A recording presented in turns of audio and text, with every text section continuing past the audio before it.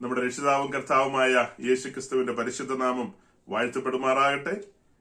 സന്നിഹിതരായിട്ടുള്ള എല്ലാ സഹോദരങ്ങൾക്കും എന്റെ ക്രിസ്തീയ വന്ദനം. പുതിയ വർഷത്തിന്റെ ആരംഭ സമയത്തെ ആദ്യത്തെ കൂട്ടായ്മയിലാണ് നമ്മൾ ഇന്ന് ആയിരിക്കുന്നത്. കഴിഞ്ഞുപോയ സമയം സഹോദരങ്ങൾ തങ്ങളുടെ ജീവിതാനുഭവങ്ങളൊക്കെ പങ്കുവെക്കുകയായിരുന്നു. അതെല്ലാവർക്കും കേൾക്കുവാനും പരസ്പരം മനസ്സിലാക്കുവാനും ഒക്കെ കർത്താവ് അവസരം ഒരുക്കി.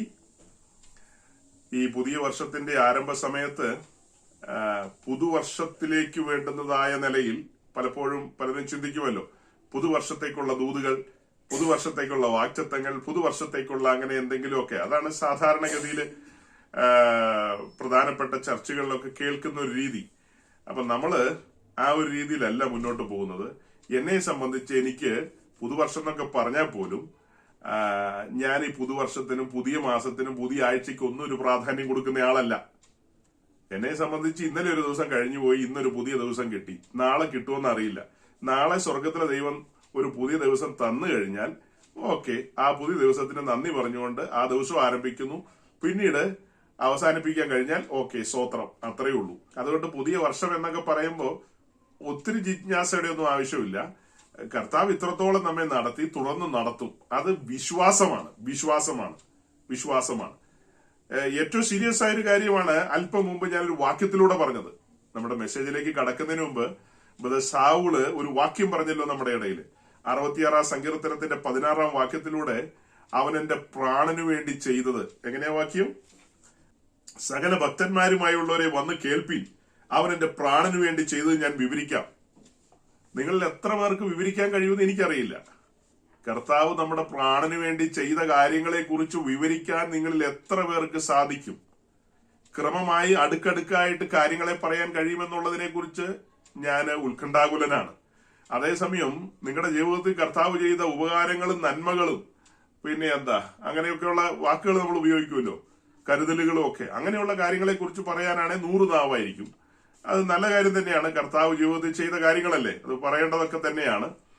എന്നാൽ ഒരു ഭക്തനെ സംബന്ധിച്ച് നടുക്കുന്നൊരു വിഷയം നടുക്കുന്ന വിഷയം ഇതാണ്: അവൻ എന്റെ പ്രാണനു വേണ്ടി ചെയ്ത കാര്യം. ഇതിനോട് ചേർത്ത് നമുക്ക് ഒരു വാക്യോടെ വായിക്കാം. 86 സങ്കീർത്തനം അതിന്റെ 13 വാക്യം. സാംസ് 86 വേഴ്സ് 13. എന്നോടുള്ള നിന്റെ ദയ വലുതല്ലോ, നീ എന്റെ പ്രാണനെ അഥവാ പാതാളത്തിൽ നിന്ന് രക്ഷിച്ചിരിക്കുന്നു. ഇതും സങ്കീർത്തനക്കാരനായ ദാവീദ് തന്നെ പറയുന്നതാണ്. 2024 ഒടുവിൽ, അതായത് കഴിഞ്ഞ ഡിസംബർ മാസം എനിക്ക് സംസാരിക്കാൻ അവസരം കിട്ടിയ സ്ഥലങ്ങളിലൊക്കെ ഈ വാക്യത്തെ കോട്ട് ചെയ്തുകൊണ്ട് ഞാൻ പ്രസംഗിക്കാനിടയായി. പോയ ചർച്ചുകളില്, അതുപോലെ മറ്റു ഓൺലൈൻ മീറ്റിങ്ങുകളിലൊക്കെ ഇടയ്ക്ക് പറയാൻ അവസരം കിട്ടിയപ്പോഴൊക്കെ ഈ വാക്യം സൂചിപ്പിച്ചു. അപ്പോൾ കേൾവിക്കാർക്ക് അത് അത്രയങ്ങ് തൃപ്തിയായില്ലെന്ന് എനിക്ക് മനസ്സിലായി. കാരണം 2024 അവസാനിക്കുന്നു, 2025 പ്രവേശിക്കാൻ പോകുന്നു. അപ്പൊ അവര് പ്രതീക്ഷിക്കുന്നത്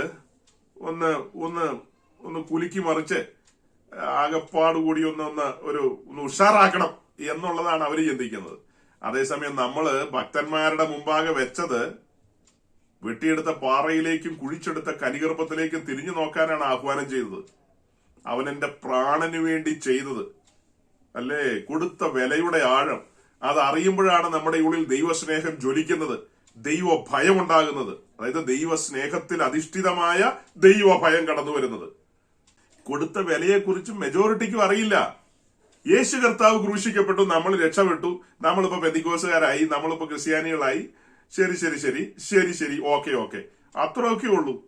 അതല്ലാതെ ഈ പറഞ്ഞതുപോലെ സകല ഭക്തന്മാരുമായുള്ളവരെ വന്ന് കേൾപ്പീൻ, അവൻ എന്റെ പ്രാണനു വേണ്ടി ചെയ്തത് വിവരിക്കാൻ കഴിയുമോ? അതതിന്റെ ക്രമത്തിൽ വിവരിക്കാൻ കഴിയുമോ? കഴിയണം. അതിനാണ് നമ്മളിങ്ങനെ ഒരുമിച്ച് കൂടുന്നത്. 2024 മുഴുവൻ കൂടിയല്ലോ, അതിനു മുൻപുള്ള വർഷങ്ങളിൽ ഒരുമിച്ച് കൂടി. ഈ 2025 കർത്താവ് ആയുസും ബലമൊക്കെ തന്ന് എന്നെയും നിങ്ങളെയും ഒരുമിച്ച് കൊണ്ടുവന്നിരിക്കുന്നത് എന്തിനാ? ഈ ലോകത്ത് നമുക്ക് പറയാനുണ്ട്, ലോകക്കാരോട് പറയാനുണ്ട്, സകല മനുഷ്യരോടും പറയാനുണ്ട്. ദൂതന്മാർക്കും കൂടെ പറയാൻ കഴിയാത്ത നല്ലൊരു അവകാശമാണ് നമുക്ക് ലഭിച്ചിരിക്കുന്നത്. നമ്മൾ പാടുന്ന പാട്ടിൽ എന്താ പറയുന്നത്? ദൂതന്മാർക്കും കൂടെ പറയാൻ കഴിയാത്തൊരു ദൂത് നമ്മെ ഭരമേൽപ്പിച്ചിരിക്കുകയാണ്, അല്ലെ? മഹത്തരമായൊരു ദൂത് നമ്മെ ഏൽപ്പിച്ചിരിക്കുകയാണ്. മഹത്തരമായ സത്യങ്ങൾ പറയാൻ നമ്മെ ഏൽപ്പിച്ചിരിക്കുകയാണ്. നമ്മെ അതിനായിട്ടാണ് എഴുന്നേൽപ്പിച്ചിരിക്കുന്നത്. നമ്മുടെ മേലെ അഭിഷേകത്തിന്റെ ജ്വലനം കടന്നു വന്ന് എന്തിനു വേണ്ടിയാ? സഭാഗോളിന്റെ 4 ചുമരിനകത്തിരുന്നു കൊണ്ട് പായും ചവിട്ടി കീറി കുറച്ച് അന്യഭാഷ പറഞ്ഞ് അവസാനിപ്പിക്കാനാണോ? അതിനൊന്നും വേണ്ടിയല്ല. അതായത് നമ്മുടെ മേൽ പകരപ്പെട്ട അഭിഷേകം എന്ന് പറഞ്ഞാൽ അതിനെക്കുറിച്ചുള്ളൊരു പഠനം വരുന്നത് എവിടെയാ? അപ്പോസ്തല പ്രവൃത്തിയില. 1-ാം നൂറ്റാണ്ടിലെ വിശുദ്ധന്മാരെ എടുത്തു നോക്കുമ്പോൾ കേരള യൂണിവേഴ്സിറ്റി പഠിച്ചവരും ഗാന്ധി യൂണിവേഴ്സിറ്റി പഠിച്ചവരൊന്നും അല്ല ആദ്യത്തെ വിശ്വാസികളായിട്ട് യെരുശലേം സഭയുടെ ഭാഗമായത്. അത് BEdന് പഠിച്ചവരും MEdന് പഠിച്ചവരൊന്നും അല്ല. മീൻ പിടിച്ചിട്ട് വന്നവരാ. മീൻ പിടിച്ചിട്ട് വന്നു കഴിഞ്ഞ് സുവിശേഷം കേട്ട് സമർപ്പിതരായി വന്നവരാണ് വലിയ പങ്കും. പിന്നെ സാധാരണക്കാരായ മനുഷ്യര്, വീട്ടമ്മമാര്, അങ്ങനെയൊക്കെയുള്ള സാധാരണ മനുഷ്യരാണ് ഈ വിശ്വാസ വഴിയിലേക്ക് തുടക്കത്തിൽ ഇറങ്ങി വന്നത്. അവരെ കുറിച്ച് അപ്പോസ്തല പ്രവൃത്തി 4-5 അധ്യായത്തിൽ കാണുന്നത് എന്താ?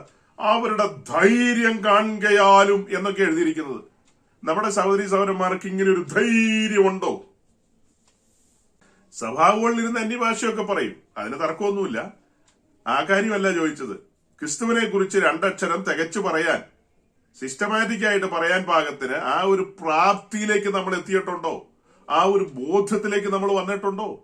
നിങ്ങൾക്ക് സത്യം അറിയാം, ഇന്നതാ സംഭവം അറിയാം, അതൊക്കെ തർക്കമില്ലാത്ത കാര്യമാണ്.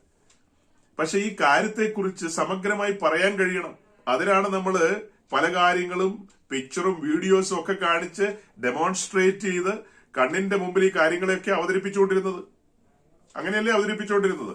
അതുകൊണ്ട് സഹോദരൻ ആ വാക്യം പറഞ്ഞപ്പോ എന്റെ ഉള്ളിലുണ്ടായ വലിയൊരു സന്തോഷവും ആനന്ദവും, ആ വാക്യം എന്റെ നേരെ തിരിഞ്ഞു വരികയായിരുന്നു. അതുകൊണ്ടാണ് ഞാൻ ഈ വിലപ്പെട്ട സമയത്ത് ആ വാക്യം തുടക്ക സമയത്ത് തന്നെ പറയുന്നത്, എല്ലാവരും വരുവിൻ. സത്യത്തിൽ ഞാൻ എന്താ ഈ പ്രസംഗിക്കുന്നത്? കുറെ ആളുകളെ വിളിച്ചു വരുത്തിയിട്ട് എന്താ പറയുന്നത്? അതെ, അവൻ എന്റെ പ്രാണനു വേണ്ടി ചെയ്ത കാര്യം അത് ഞാൻ പറയുക. തെരുവിൽ നിന്ന് പറയണമെന്നുണ്ട്. തെരുവിൽ നിന്ന് പറഞ്ഞ ഒത്തിരി പേര് കേൾക്കില്ല. പക്ഷെ ഈ ഡിജിറ്റൽ സംവിധാനത്തിലൂടെ സ്വർഗത്തിലെ ദൈവം ഒരുക്കിയ ഈ വഴിയിലൂടെ ഇത്രയും പേരെ ലോകത്തിന്റെ പല കോണുകളിൽ നിന്ന് വിളിച്ചു വരുത്തിയിട്ട് എന്താ പറയുന്നത്? അവൻ എന്റെ പ്രാണനു വേണ്ടി ചെയ്ത കാര്യം, തന്റെ പുത്രനെ ഒരു അലിവും കൂടാതെ തകർത്ത് കളഞ്ഞ കാര്യം ഓർക്കുമ്പോ ഹൃദയം പിടയ്ക്കും. കേൾവിക്കാരുടെ ഹൃദയം നുറുങ്ങണം, അല്ലേ? കേൾവിക്കാരുടെ ഹൃദയം നുറുങ്ങണം. അതിനു വേണ്ടിയിട്ടാണ് ദൈവവചന സത്യങ്ങൾ നമ്മൾ ഘോഷിച്ചുകൊണ്ടിരുന്നത്. വേറെ കഥയൊന്നും പറയാനില്ല സഹോദരങ്ങളെ. 2024 ഒടുവിൽ എന്താ നമുക്ക് പറയാനുണ്ടായിരുന്നത്? ഇത് തന്നെയാ പറയാനുണ്ടായിരുന്നത്. എല്ലാ ഭക്തന്മാരും വരുവിൻ, നിങ്ങൾ കേൾക്കുവിൻ, അവൻ എന്റെ പ്രാണനു വേണ്ടി ചെയ്തത്. അല്ലാതെ ആവർത്തന പുസ്തകം 28-ാം അധ്യായം എടുത്തു വെച്ചിട്ട് മാവ് കുഴയ്ക്കുന്ന തൊട്ടിയും പിന്നെ എന്താ വാലല്ല തലയാക്കും, ഇങ്ങനെയുള്ള കഥ പറയാനല്ല നമ്മെ അഭിഷേകം ചെയ്തിരിക്കുന്നത്. ആവർത്തന 28 ഒരു കഥയല്ല കേട്ടോ. ആവർത്തന 28 എന്ന് പറയുന്ന ഒരു സീരിയസ് ആയ ചാപ്റ്റർ ആണ് നമ്മെ സംബന്ധിച്ച്. ഇന്നത്തെ മെയിൻ ലൈൻ പെന്റിക്കോസിലെ പാസ്റ്റേഴ്സ് പോലും ആ ചാപ്റ്റർ, ദൈവമേ, ദൂതന്മാര് പോലും ഞെട്ടിപ്പോകുന്നുണ്ട് നമ്മുടെ പല പാസ്റ്റേഴ്സിന്റെ പ്രസംഗം കേൾക്കുമ്പോൾ.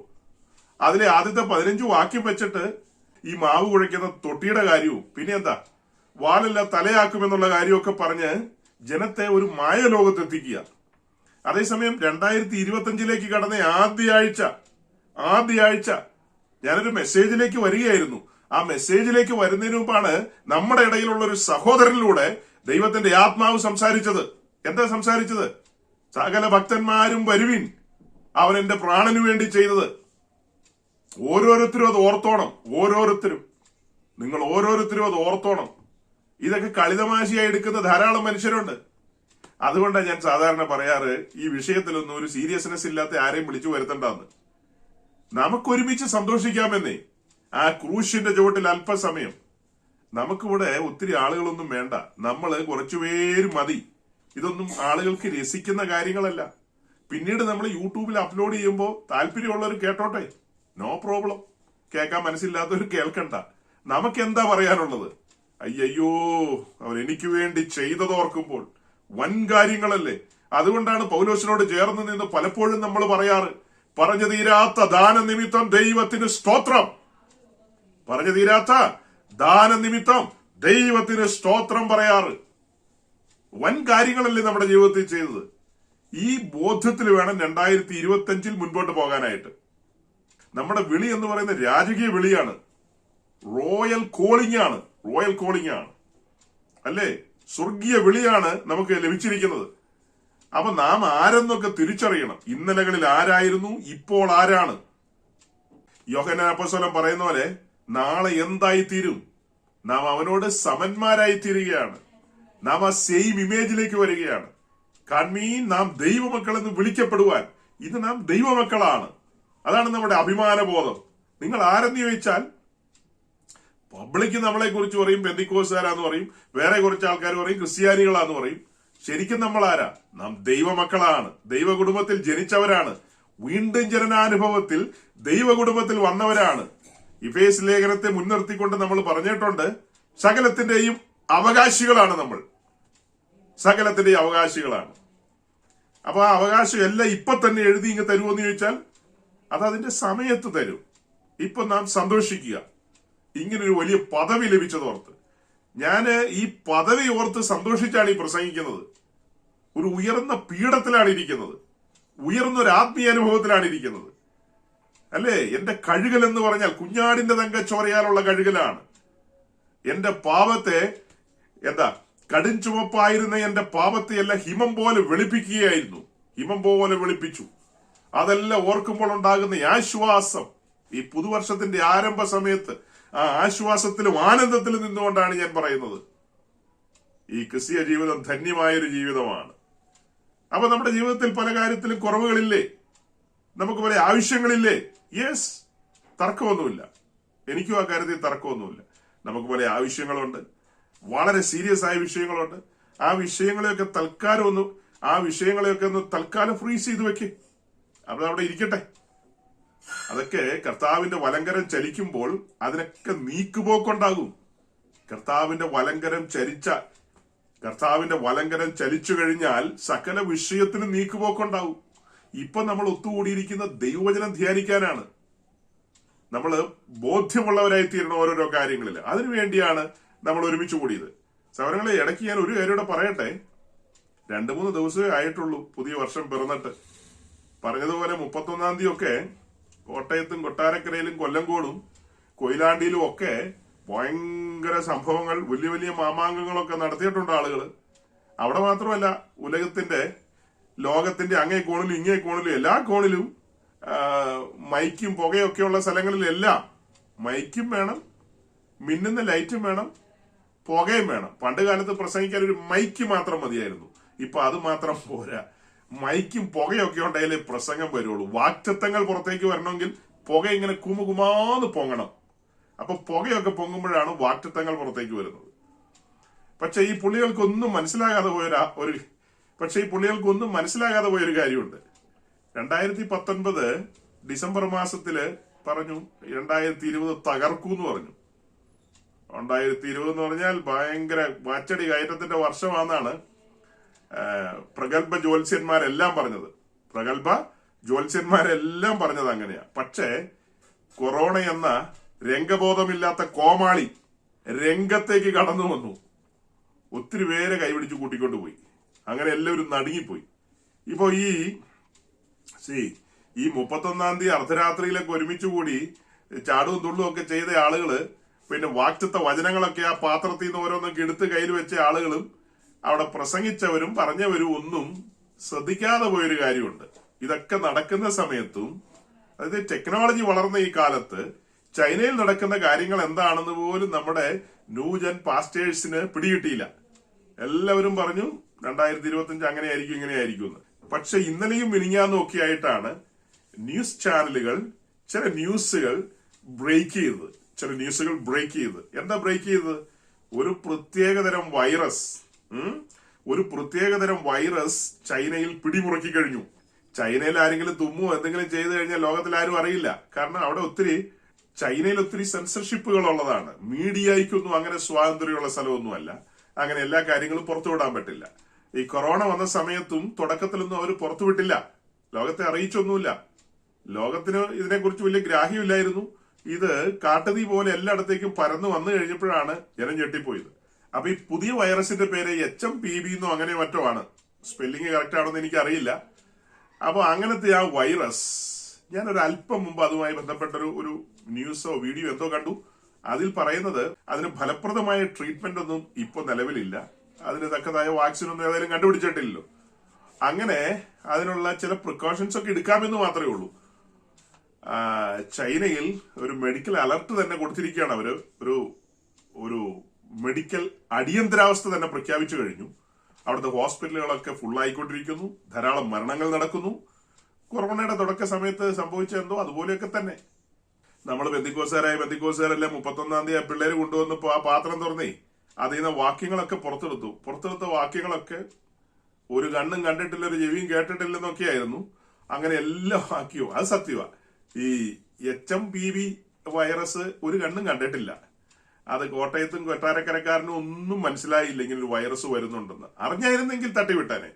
ഒരു വെളിപ്പാട്, ഇതാ ബ്രേക്കിംഗ് എന്ന് പറയുന്ന പോലെ ഒരു വൈറസ് വന്നിട്ടുണ്ട്. അല്ലെങ്കിൽ അങ്ങനെയല്ലല്ലോ, ഒരു വൈറസ് വരും സഹോദരങ്ങളെ, ഞാൻ ആത്മാവിൽ കാണുന്നു. എവിടെയാ?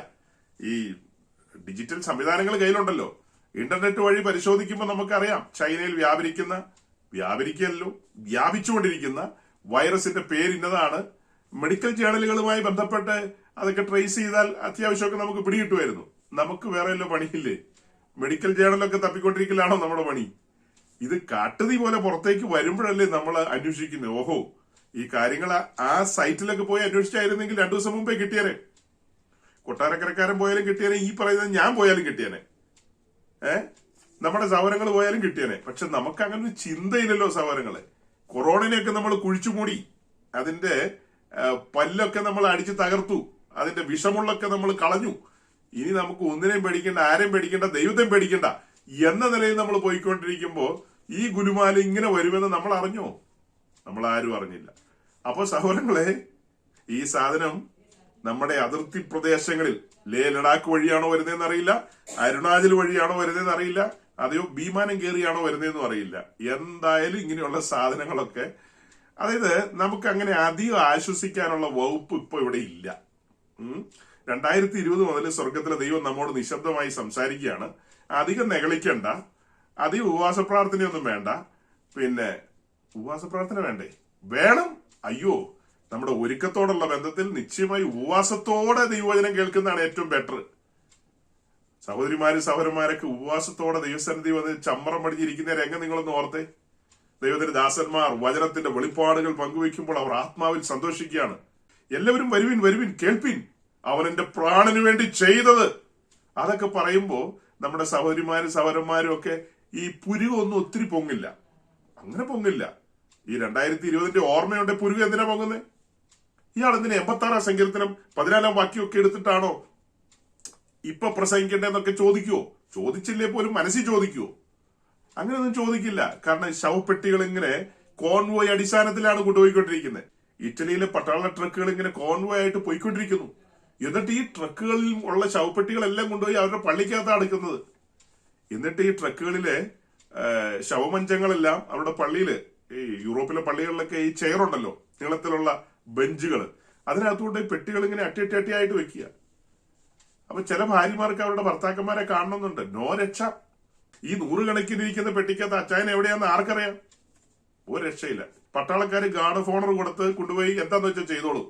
സഹോദരി ടെൻഷൻ അടിക്കണ്ട, വീട്ടിൽ പൊക്കോ. ഭർത്താവിന്റെ ഇനി ഒരു ഓർമ്മ മാത്രമേ ഉള്ളൂ. അങ്ങനത്തെ ഒരു കാലം ഉണ്ടായിരുന്നു. എത്ര പെട്ടെന്നാണ് നമ്മൾ മറന്നത്.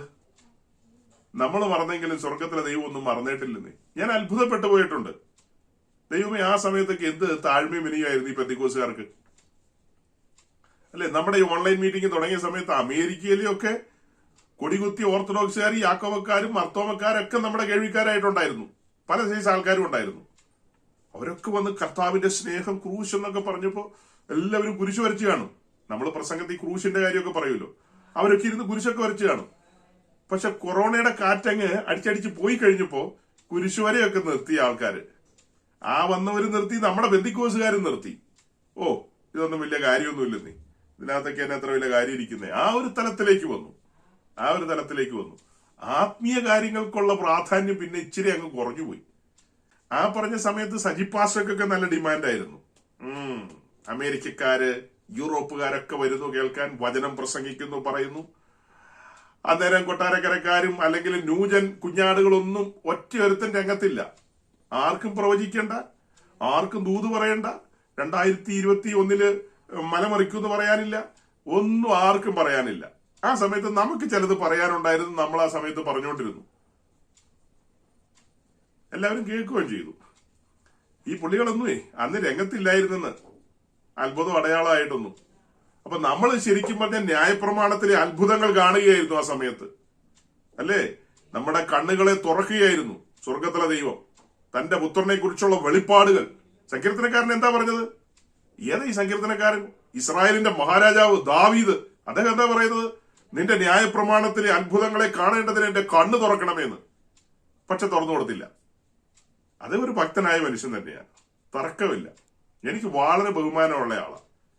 അദ്ദേഹത്തിന്റെ ലൈഫിലെ ചില ഇൻസിഡൻസ് ഒക്കെ കാണിച്ചിട്ട് അദ്ദേഹത്തെ മോശക്കാരനാണെന്ന് ചിത്രീകരിക്കാൻ ഉത്സാഹിക്കുന്ന ചില വിവരം കെട്ട ഈ നസ്രാണികളുണ്ട്, ചില നസ്രാണികൾ. അങ്ങനെയുള്ള നസ്രാണികളൊക്കെ എനിക്കറിയാം. ദാവീദിനെ കുറിച്ചൊക്കെ, അതായത് ഒരു മനുഷ്യന്റെ വീഴ്ചയാണ് ആ കാണിക്കുന്നത്. അതേസമയം ഹൃദയം തകർന്നൊരു മനുഷ്യനെയും കൂടെ നമ്മൾ കാണുകയാണ് 51 സങ്കീർത്തനത്തിലും അതുപോലെ മറ്റു ചില സങ്കീർത്തനങ്ങളിലും ഒക്കെ. ദാവീദിലൂടെ നമ്മൾ കാണുന്നത് എന്താ? ദൈവത്തിന്റെ ഹൃദയപ്രകാരമുള്ള മനുഷ്യൻ. അദ്ദേഹം പറയാണ് ന്യായപ്രമാണത്തിലെ അത്ഭുതങ്ങളെ കാണേണ്ടതിന്. ന്യായപ്രമാണം മുഴുവനും മറഞ്ഞിരിക്കുകയാണ്, തേജസ്സിന്റെ ക്രിസ്തു. ആ മറഞ്ഞിരിക്കുന്ന ക്രിസ്തുവിനെ വെളിപ്പെട്ട് കിട്ടിയില്ല അദ്ദേഹത്തിന്. വേണ്ട വിധത്തിൽ വെളിപ്പെട്ട് കിട്ടിയോ? വെളിപ്പെട്ട് കിട്ടിയില്ല. കിട്ടിയായിരുന്നെങ്കിൽ അദ്ദേഹം പെട്ടകം എടുത്ത് കാളവണ്ടി പുറത്ത് വെക്കാൻ ഉസയോട് പറയോ? ദൈവത്തിന്റെ അഭിഷിക്തനായ ദാവീദ് പറയോ ഉസയെ പെട്ടകം എടുത്ത് കാളവണ്ടി പുറത്ത് വെച്ചോന്ന് പറയോ? വെളിപ്പെട്ട് കിട്ടിയാൽ ഒരിക്കലും അങ്ങനെ പറയില്ലായിരുന്നു. വെളിപ്പെടുത്തി കൊടുത്തില്ലെന്നേ, അന്ന് വെളിപ്പെടുത്തി കൊടുത്തില്ല. അന്ന് ഈ പെട്ടകം എടുത്ത് വെക്കാൻ പറയുന്ന സമയത്തും പെട്ടകം മൂടിയിട്ടിരിക്കുക. പെട്ടകം എന്ത് ചെയ്തിരിക്കുക? മൂടിയിട്ടിരിക്കുക. അതുകൊണ്ട് ദാവീദിനോ ഈ പറഞ്ഞ ഉസയ്ക്കോ ഉസയുടെ അപ്പൻ അമീനാദാവിനോ ഒന്നും പെട്ടകം കാണാൻ പറ്റിയില്ല. രണ്ട് സൈഡിലേക്ക് 4 കമ്പ് അഥവാ തണ്ട് അല്ലെങ്കിൽ ബാറ് ഇങ്ങനെ നീണ്ടിരിക്കുന്ന മാത്രം കാണാം. പെട്ടകം ടോട്ടലി കവർ ചെയ്തിരിക്കുകയാണ്.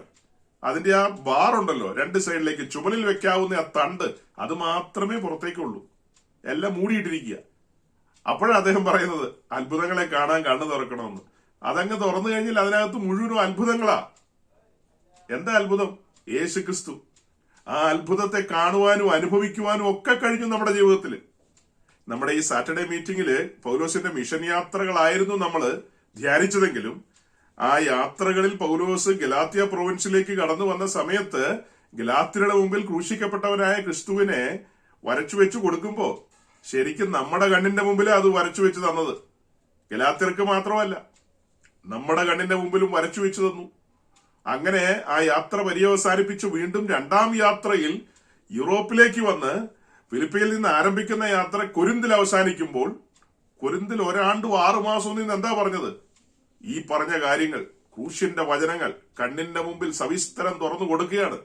പള്ളിപ്രമാണികൾ മീൻസ് സിനഗോഗിലെ കൈക്കാരനും ട്രഷാറും കമ്മിറ്റിക്കാരനും ഒക്കെ അവിടെ വന്നിട്ടുണ്ട്. യുസ്തോസും ക്രിസ്പോസും അവരുടെ പെമ്പിളമാരും ഒക്കെ വന്നിട്ടുണ്ട്. ആ തേജസ്സുള്ള സുവിശേഷത്തിന് മുമ്പാകെ എല്ലാം അടിയറ പറഞ്ഞു. അതിന്റെ കരുത്ത്, ക്രൂശിന്റെ വചനം രക്ഷിക്കപ്പെടുന്നവർക്ക് ദൈവശക്തിയാണ്. ദൈവശക്തിയുടെ വ്യാപാരത്താൽ അവിടെ പ്രസ്താവിച്ച വചനങ്ങൾ കടന്നു വന്നവരുടെ കണ്ണു തുറക്കാനിടയായി. കണ്ണു തുറന്നവര് കണ്ടത് കത്തുന്ന ബലിപീഠമാണ്. യാഗപീഠത്തിന്റെ കാഴ്ചകൾ അവരെ മാറ്റിമറിച്ചു കളഞ്ഞു. യാഗപീഠത്തിന്റെ കാഴ്ചകൾ ഈ പറയപ്പെട്ട ആളുകളെ, അവരെ മാത്രോ, അവരുടെ സ്വന്തക്കാർ, ബന്ധുക്കൾ, സംബന്ധക്കാർ, ചാർച്ചക്കാർ എന്നു വേണ്ട, അവരെയെല്ലാം അടിമുടി മാറ്റിക്കളഞ്ഞു. എല്ലാം അടിയറ പറഞ്ഞു. ആ കേട്ട വചനങ്ങൾ അവർ ഏറ്റെടുത്തു. അത് വിശ്വാസമായി പരിണമിച്ചു. അങ്ങനെ വിശ്വസിച്ചവരെയെല്ലാം പിതാവിന്റെയും പുത്രന്റെയും പരിശുദ്ധാത്മാവിന്റെ നാമത്തിൽ മാമോദീസ ഏൽപ്പിച്ചു. ഇവരെല്ലാം ഒരു കാലത്ത് പ്രാർത്ഥിച്ചിരുന്നിരിക്കും, അല്ലേ? ഒരു കാലത്ത് ഇവരൊക്കെ പ്രാർത്ഥിച്ചു കാണും. 119 സങ്കീർത്തനം മുൻപിൽ വെച്ചുകൊണ്ട്. നമ്മള് വായിക്കുന്ന പോലെ ആയിരിക്കില്ല, അവർ പാടുകയായിരുന്നിരിക്കും, അല്ലേ?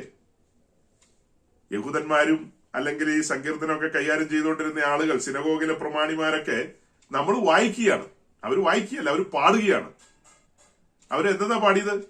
നിന്റെ ന്യായപ്രമാണത്തിലെ അത്ഭുതങ്ങളെ കാണേണ്ടതിന് എന്റെ കണ്ണ് തുറക്കണമേ എന്ന്. സൗരങ്ങളെ മുകേഷ് അംബാനിയുടെയും പിന്നെ മറ്റേ പുള്ളി ഉണ്ടല്ലോ, നമ്മുടെ അദാനി കൊച്ചേട്ടൻ, പുള്ളിയുടെ ഒന്നും മുമ്പിൽ നിൽക്കാനായിട്ടുള്ള ഒരു യോഗ്യത എനിക്കില്ല. പക്ഷേ എന്റെ മുമ്പിൽ നിൽക്കാനുള്ള യോഗ്യത അവർക്കും ഇല്ല. അതെന്താ? അവര് ഈ ലോകത്തിലെ പല കാര്യങ്ങളും കണ്ടും കേട്ടും കൊതി തീർന്നവരാ. എന്നെ സംബന്ധിച്ച് ഈ ലോകത്തിലെ പലതും കയ്യിലില്ലെങ്കിൽ പോലും ന്യായപ്രമാണത്തിലെ അത്ഭുതത്തെ അടുത്തു നിന്ന് കണ്ട ഒരുവനാ ഞാൻ. അത് അവരാരും കണ്ടിട്ടില്ല. അപ്പൊ ആ ഒരു ആത്മസംതൃപ്തിയിലാണ്, അല്ലെങ്കിൽ ആ ഉള്ളിലെ ആനന്ദത്തിലാണ് ഞാൻ ദൈവവചനം ഘോഷിക്കുന്നത്, വിശുദ്ധന്മാരോട് ദൈവവചനത്തിൽ നിന്ന് സംസാരിക്കുന്നത്. ന്യായപ്രമാണത്തിലെ അത്ഭുതങ്ങൾ അത്യത്ഭുതങ്ങളല്ലേ? ആ അത്ഭുതങ്ങളെ കാണാനായിട്ട് കണ്ണ് തുറന്നു കിട്ടുക എന്ന് പറഞ്ഞാൽ ചില്ലറ കാര്യമാണോ? മഹത്തരമായ കാര്യങ്ങളല്ലേ അതെല്ലാം. നമ്മൾ കഴിഞ്ഞ ആഴ്ചയോ അതിന് മുൻപത്തെ ആഴ്ചയോ സംസാരിച്ചപ്പോ എഫേസ് ലേഖനത്തിലെ 1-ാം അധ്യായത്തിൽ ഒരു വാക്യം പറഞ്ഞു. അതായത് നിങ്ങളുടെ ഹൃദയദൃഷ്ടി പ്രകാശിക്കണമെന്ന്. ഹൃദയദൃഷ്ടി പ്രകാശിക്കണമെന്ന് എഫേസോസിലുള്ള വിശുദ്ധന്മാർക്ക് എഴുതിയ ലേഖനത്തിലാ പറയുന്നത്. കണ്ണു തുറക്കണമെന്ന്. ഹൃദയദൃഷ്ടി പ്രകാശിക്കണമെന്ന് പറഞ്ഞാൽ നിങ്ങളുടെ അകക്കണ്ണിനി എന്ത് ചെയ്യണം? തുറന്നു വരണമെന്ന്. അതായത് കാണേണ്ടവനെ കാണേണ്ടതുപോലെ വേണ്ട വിധത്തിൽ അറിയണം. നിങ്ങൾ അറിയണം. അതിനുവേണ്ടി കണ്ണ് തുറക്കപ്പെടണം. ഇപ്പൊ നിങ്ങൾ എന്താ അറിഞ്ഞിരിക്കുന്നത്? ആ ദിവസങ്ങളിൽ ഞാൻ അതൊക്കെ പറഞ്ഞു കഴിഞ്ഞപ്പോ എന്റെ ഉള്ളിൽ ഭയങ്കരമായ ഒരു ഒരു ഒരു ഒരു എന്താ പറയുക, ഒരു സന്തോഷവും ഒരു ആനന്ദവും അതേസമയം ഒരു അസ്വസ്ഥതയും ഉണ്ടായിരുന്നു. എന്താ അസ്വസ്ഥത എന്ന് ചോദിച്ചാൽ, ദൈവം വലിയൊരു വെളിപ്പാടാണ് പങ്കുവച്ചിരിക്കുന്നത്. നമ്മുടെ കേൾവിക്കാരായ പ്രിയപ്പെട്ടവരിൽ എല്ലാവരും അത് അറിയണം, മനസ്സിലാക്കണം. ആരെങ്കിലും അത് ഗ്രഹിക്കാതെയോ മനസ്സിലാക്കാതെയാണോ പിരിഞ്ഞു പോയിരിക്കുന്നതെന്ന് ഒരു ഉത്കണ്ഠ എന്നെ ഭരിച്ചിരുന്നു. ഒരു ഉത്കണ്ഠ. കണ്ണ് കാണാൻ മേലാതെ തപ്പിത്തടഞ്ഞ് നടന്ന നമ്മെ സുവിശേഷ കേൾവിയാൽ നമ്മുടെ കണ്ണ് പതിയെ തുറന്ന് കിട്ടി. അങ്ങനെ തുറന്നു കിട്ടി നമ്മൾ ദൈവരാജ്യത്തിലേക്ക് പ്രവേശിച്ചു. അതിന് നമ്മൾ ഈ ടാബർനാക്കിളൊക്കെ പിക്ചർ കാണിച്ച് നിങ്ങളോട് ആ ആഴ്ചയിൽ ഞാൻ സംസാരിച്ചിരുന്നു. വാതിൽ തുറന്ന് നേരെ കയറി വരുന്നത് ദൈവരാജ്യത്തിലേക്കാണ്. ദൈവരാജ്യത്തിലേക്ക് കടന്നു വരുന്ന നമ്മൾ നമ്മുടെ ക്രിസ്തീയ ജീവിതത്തിന്റെ ആരംഭം കുറിക്കുകയാണ്. അപ്പൊ ആ യാഗപീഠവും യാഗപീഠത്തിനടുത്ത് കാണുന്ന താമ്രത്തൊട്ടിയും ഒക്കെ നമ്മുടെ ക്രിസ്തീയ ജീവിതത്തിന്റെ ആദ്യാനുഭവങ്ങളാണ്. എന്നുവെച്ചാൽ നമ്മുടെ രക്ഷയോടെ സംഭവിക്കുന്നു. അടുത്തത് നമ്മെ സകല സത്യത്തിലും വഴി നടത്തുന്ന പരിശുദ്ധാത്മാവ് വിശ്വാസ സ്നാനത്തിലേക്ക് നമ്മെ നയിച്ചു. അങ്ങനെ പരിശുദ്ധാത്മാവ് നമുക്ക് ബോധ്യം തന്നു കാത്തിരുന്ന ആത്മസ്നാനം പ്രാപിക്കണമെന്ന്. അങ്ങനെ ആത്മാവിൽ നിറഞ്ഞ് നമ്മള് ആ കണ്ട കൂടാരത്തിനകത്തേക്ക് കയറുന്ന ഒരു അനുഭവം പറഞ്ഞു. കൂടാരത്തിനകത്തേക്ക് ചുമ്മാ കയറിയിട്ട് കാര്യമില്ല. അപ്പൊ ആ കയറുന്ന കാര്യമൊക്കെ പറഞ്ഞു. ഈ പ്രാകാരത്തിൽ നിൽക്കുന്ന ഒരു പുതിയ നിയമ ക്രിസ്ത്യാനി ആ മെസ്സേജ് കേൾക്കുകയായിരുന്നെങ്കിൽ അതിന്റെ ഒരു തുടർച്ച പോലെ ഞാനിപ്പോ അങ്ങ് പറയാ. ഇനി അന്ന് കേൾക്കാത്തവരുണ്ട്, ഇപ്പൊ കേട്ടോ. അവിടെ നിൽക്കുന്ന ഒരുവൻ, ആ വ്യക്തിയുടെ ഉള്ളിലെ വാഞ്ച എന്തായിരിക്കും, ആഗ്രഹം എന്തായിരിക്കും, താല്പര്യം എന്തായിരിക്കും? അവിടെ നിൽക്കുമ്പോ അവന്റെ പ്രാർത്ഥനയാണ് ന്യായപ്രമാണത്തിലെ അത്ഭുതങ്ങളെ കാണേണ്ടതിന് എന്റെ കണ്ണ് തുറക്കണമേ എന്ന്.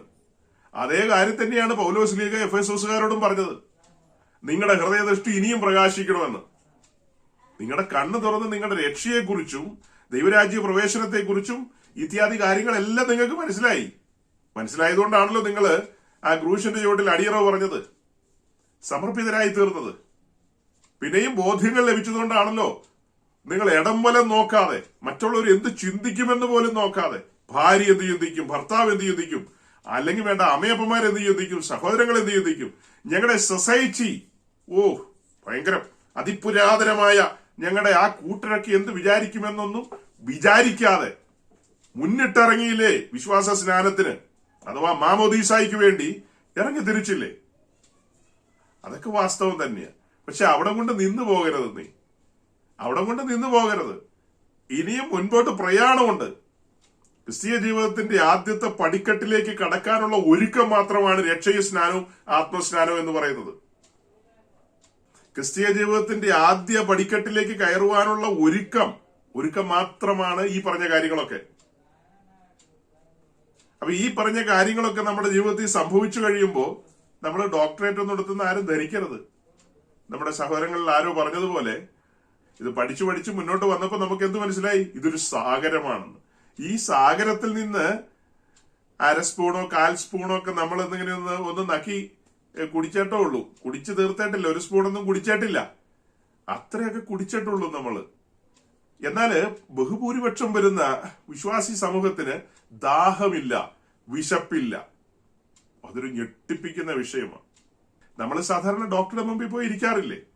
ഡോക്ടർ, എനിക്ക് വിശപ്പില്ല, എനിക്ക് അങ്ങനെ കാര്യമായി ദാഹവുമില്ല. അപ്പൊ ഡോക്ടർ എന്ത് പറയും? അതൊക്കെ ബ്രദറിന്റെ തോന്നല, ബ്രദർ വീട്ടിൽ പോകും. അങ്ങനെയല്ല പറയുന്നത്. ബ്രദർ നാക്ക് നീട്ടു, വായി തുറക്കൂ എന്നൊക്കെ പറയും. എന്നിട്ട് പുള്ളി ഏതാണ്ട് ഒരു സാധനമൊക്കെ ഇട്ട് കുത്തി നോക്കും. പിന്നെ ടോർച്ചൊക്കെ അടിച്ചു നോക്കും. ഇതൊക്കെ അടിച്ചൊക്കെ നോക്കിയിട്ട് പുള്ളിക്കാരൻ പറയും ഇന്ന കാര്യങ്ങളൊക്കെ ചെയ്യണം, ഇന്ന കാര്യങ്ങളൊക്കെ ചെയ്തോ പിന്നെ എല്ലാം ഓക്കെ ആയി വരും എന്ന് പറയും.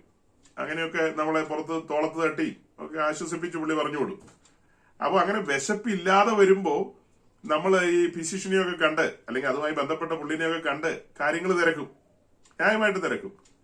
നിങ്ങൾക്ക് 1-2 ദിവസമായിട്ട് ഭക്ഷണം കഴിക്കണമെന്ന് അങ്ങനെ ഒരു താല്പര്യം തോന്നുന്നില്ല, ഒരു പ്രിയം തോന്നുന്നില്ല. ഒരു ദിവസം കഴിഞ്ഞു, 2 ദിവസം കഴിഞ്ഞു, ഏതാണ്ട് ഒരു ഇത്തിരി കഴിച്ചാലായി, കഴിച്ചില്ലല്ലായി. 3-ാം ദിവസമായി ഒരു പഴത്തിന്റെ ഒരു 1/4 ഭാഗം കഴിച്ചു. ഒരു ഏത്തപ്പഴം മുഴുവനും കഴിക്കാൻ വേണമെങ്കിൽ ഒരു 1/4 ഭാഗം കഴിച്ചിട്ട് മതി, ഇനി ഇത് കാര്യമായിട്ടൊന്നും കഴിക്കണ്ട. അപ്പൊ നിങ്ങൾക്ക് അങ്ങനെ 2-3 ദിവസം കഴിഞ്ഞു, 3-4 ദിവസം കഴിഞ്ഞു, വിശപ്പ് കാര്യമായിട്ടില്ല എന്നുള്ള ഒരു രംഗം വരുമ്പോ നിങ്ങൾ നിങ്ങളുടെ പേരൻസിനോട് പറയാം, അല്ലെങ്കിൽ ഭർത്താവിനോട് പറയാം, അല്ലെങ്കിൽ ഭാര്യയോട് പറയാം. ആരോടൊക്കെയാന്ന് വെച്ച് കഴിഞ്ഞാൽ നിങ്ങൾ കമ്മ്യൂണിക്കേറ്റ് ചെയ്യും, സ്വാഭാവികമായിട്ടും കമ്മ്യൂണിക്കേറ്റ് ചെയ്യും. അപ്പൊ ആ കേൾക്കുന്ന അവരെന്ത് പറയും? ഓ അതൊക്കെ ചുമ്മാ തോന്നലാന്നേ, വിട്ടുകള, അതിനൊന്നും ഒരു ഗൗരവമില്ല.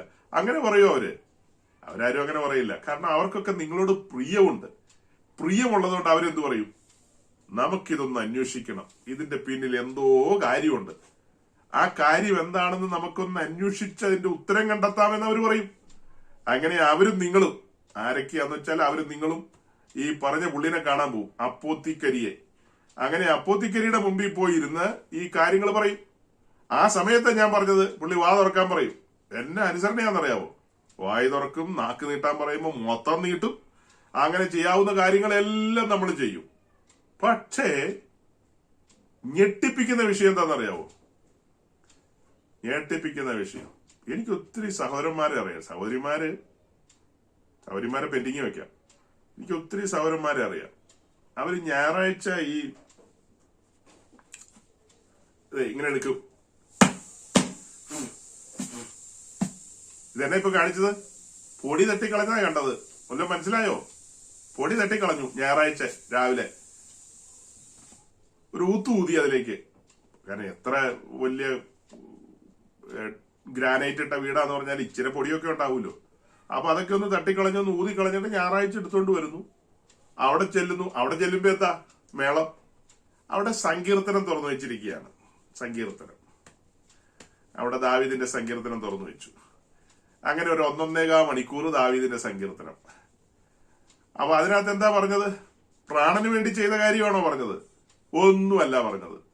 പ്രാണന് വേണ്ടി ചെയ്ത കാര്യമൊന്നുമല്ല. ഈ ഭൂമിയിൽ ജീവിച്ചു പോകാൻ പാകത്തിനുള്ള ഭൂമിയിലുള്ള കാര്യങ്ങളെ കുറിച്ചുള്ള വിശദമായ ഒരു പഠന രേഖ തന്നെ പാസ്റ്റർ സമർപ്പിച്ചു. 1.25 മണിക്കൂർ കൊണ്ട് ഭൂമിയിലുള്ള കാര്യങ്ങളെ പുള്ളി അന്വേഷിച്ച് തേടിപ്പിടിച്ച കാര്യങ്ങളാ. പുള്ളി ശരിക്കും കഴിഞ്ഞ ഒരാഴ്ചയായിട്ട് റിസർച്ചിലായിരുന്നു. എന്താ?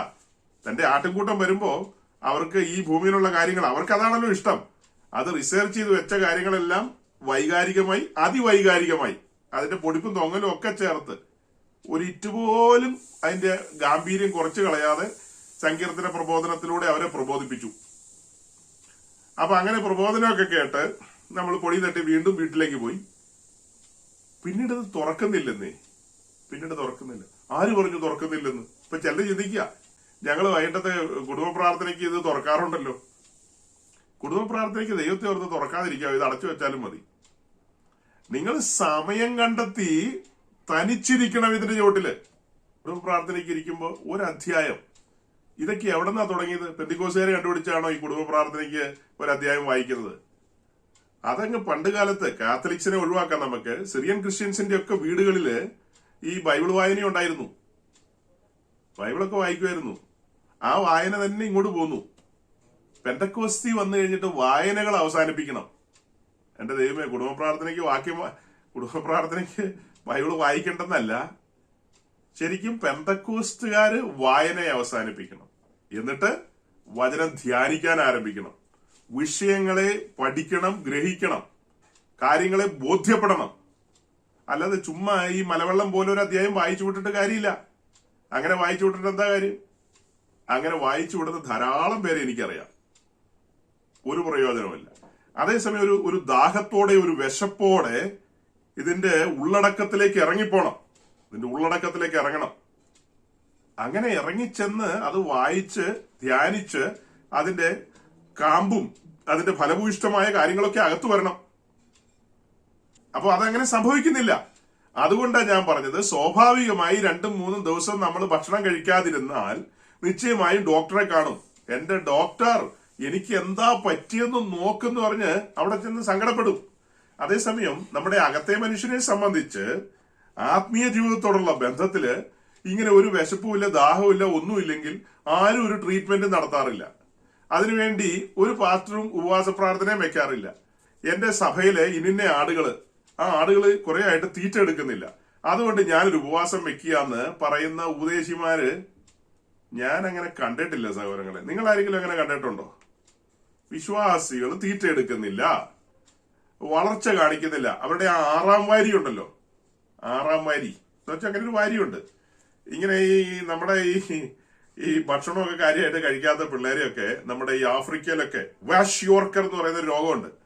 അതിങ്ങനെ വയറ് തള്ളി വരും, തലയും വലുതായിരിക്കും, ബാക്കി എല്ലാം ശോഷിച്ചിരിക്കും. അപ്പൊ ഈ അസ്ഥികൂടം പോലെ ആയിരിക്കും ആ ബാക്കി ഭാഗങ്ങളൊക്കെ. ഈ അസ്ഥികൂടങ്ങളെല്ലാം പുറത്തു വരും. അസ്ഥികൂടമല്ലോ, അത് തന്നെ ഈ വാരിയെല്ലുകൾ എന്നൊക്കെ പറയുന്ന എല്ലാം പുറത്ത് കാണാം, പ്രൊജക്ട് ചെയ്ത് നിൽക്കും.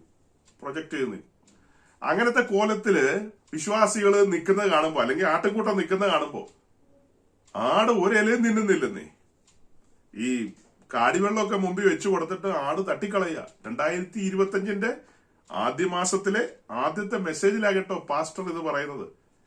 പാസ്റ്റർ ഇവിടെ പോയിന്റ്സ് ഒക്കെ നോട്ട് ചെയ്ത് വെച്ചിരിക്കുക പറയാനായിട്ട്. പുസ്തകങ്ങളെല്ലാം ഞാൻ റെഡിയാക്കി വെച്ചിരിക്കുക, അതിലേക്കൊന്നും ഞാൻ പോയിട്ടില്ല. 2025 ആരംഭത്തിൽ സ്വർഗത്തിലെ ദൈവം ഇതിലിരിക്കുന്ന ആരെയൊക്കെയോ ഉദ്ദേശിച്ചാണ് പറയുന്നത്. നിങ്ങളെ ഓർത്ത് കരയുന്നുണ്ട്. നിങ്ങൾ ആ കാടിവെള്ളം തന്ന പാത്രം തട്ടിക്കളയുന്നു, നിങ്ങളെ ഈ പറഞ്ഞ ചാപ്പാട് തുറന്ന് കഴിക്കുന്നില്ല, വേണ്ട വിധത്തിൽ കഴിക്കുന്നില്ല. പക്ഷെ നിങ്ങൾ സൂം മീറ്റിംഗിൽ കറക്റ്റ് ആയിട്ട് അറ്റൻഡ് ചെയ്യുന്നുണ്ട്. സജി പാസ്റ്റർ നിങ്ങൾക്ക് സർട്ടിഫിക്കറ്റ് തരും. എന്നോട് ചോദിച്ചു കഴിഞ്ഞാൽ ഞാൻ എന്ത് പറയും?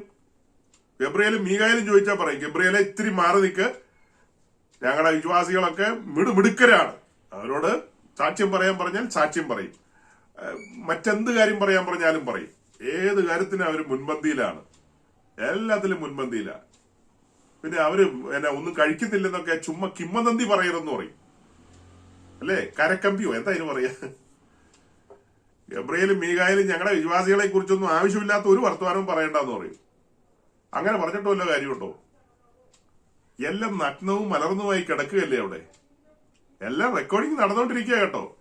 റെക്കോർഡിങ് ഇവിടെയല്ല, എല്ലാം അവിടെ റെക്കോർഡിങ് നടന്നുകൊണ്ടിരിക്കുക. രക്ഷിക്കപ്പെട്ട സമയം മുതല് കാഹളം ധരിക്കുന്നവരല്ലേ മരണം വരെയുള്ള റെക്കോർഡിങ് ഫുള്ളായിരിക്കും.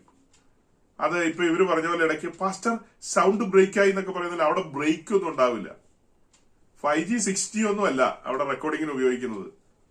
ഏറ്റവും അത്യന്താധുനികമായ സംവിധാനങ്ങളാണ് ഉപയോഗിക്കുന്നത്. മൈന്യൂട്ട് ആയിട്ടുള്ള കാര്യങ്ങൾ പോലും ക്യാമറയിൽ വരും.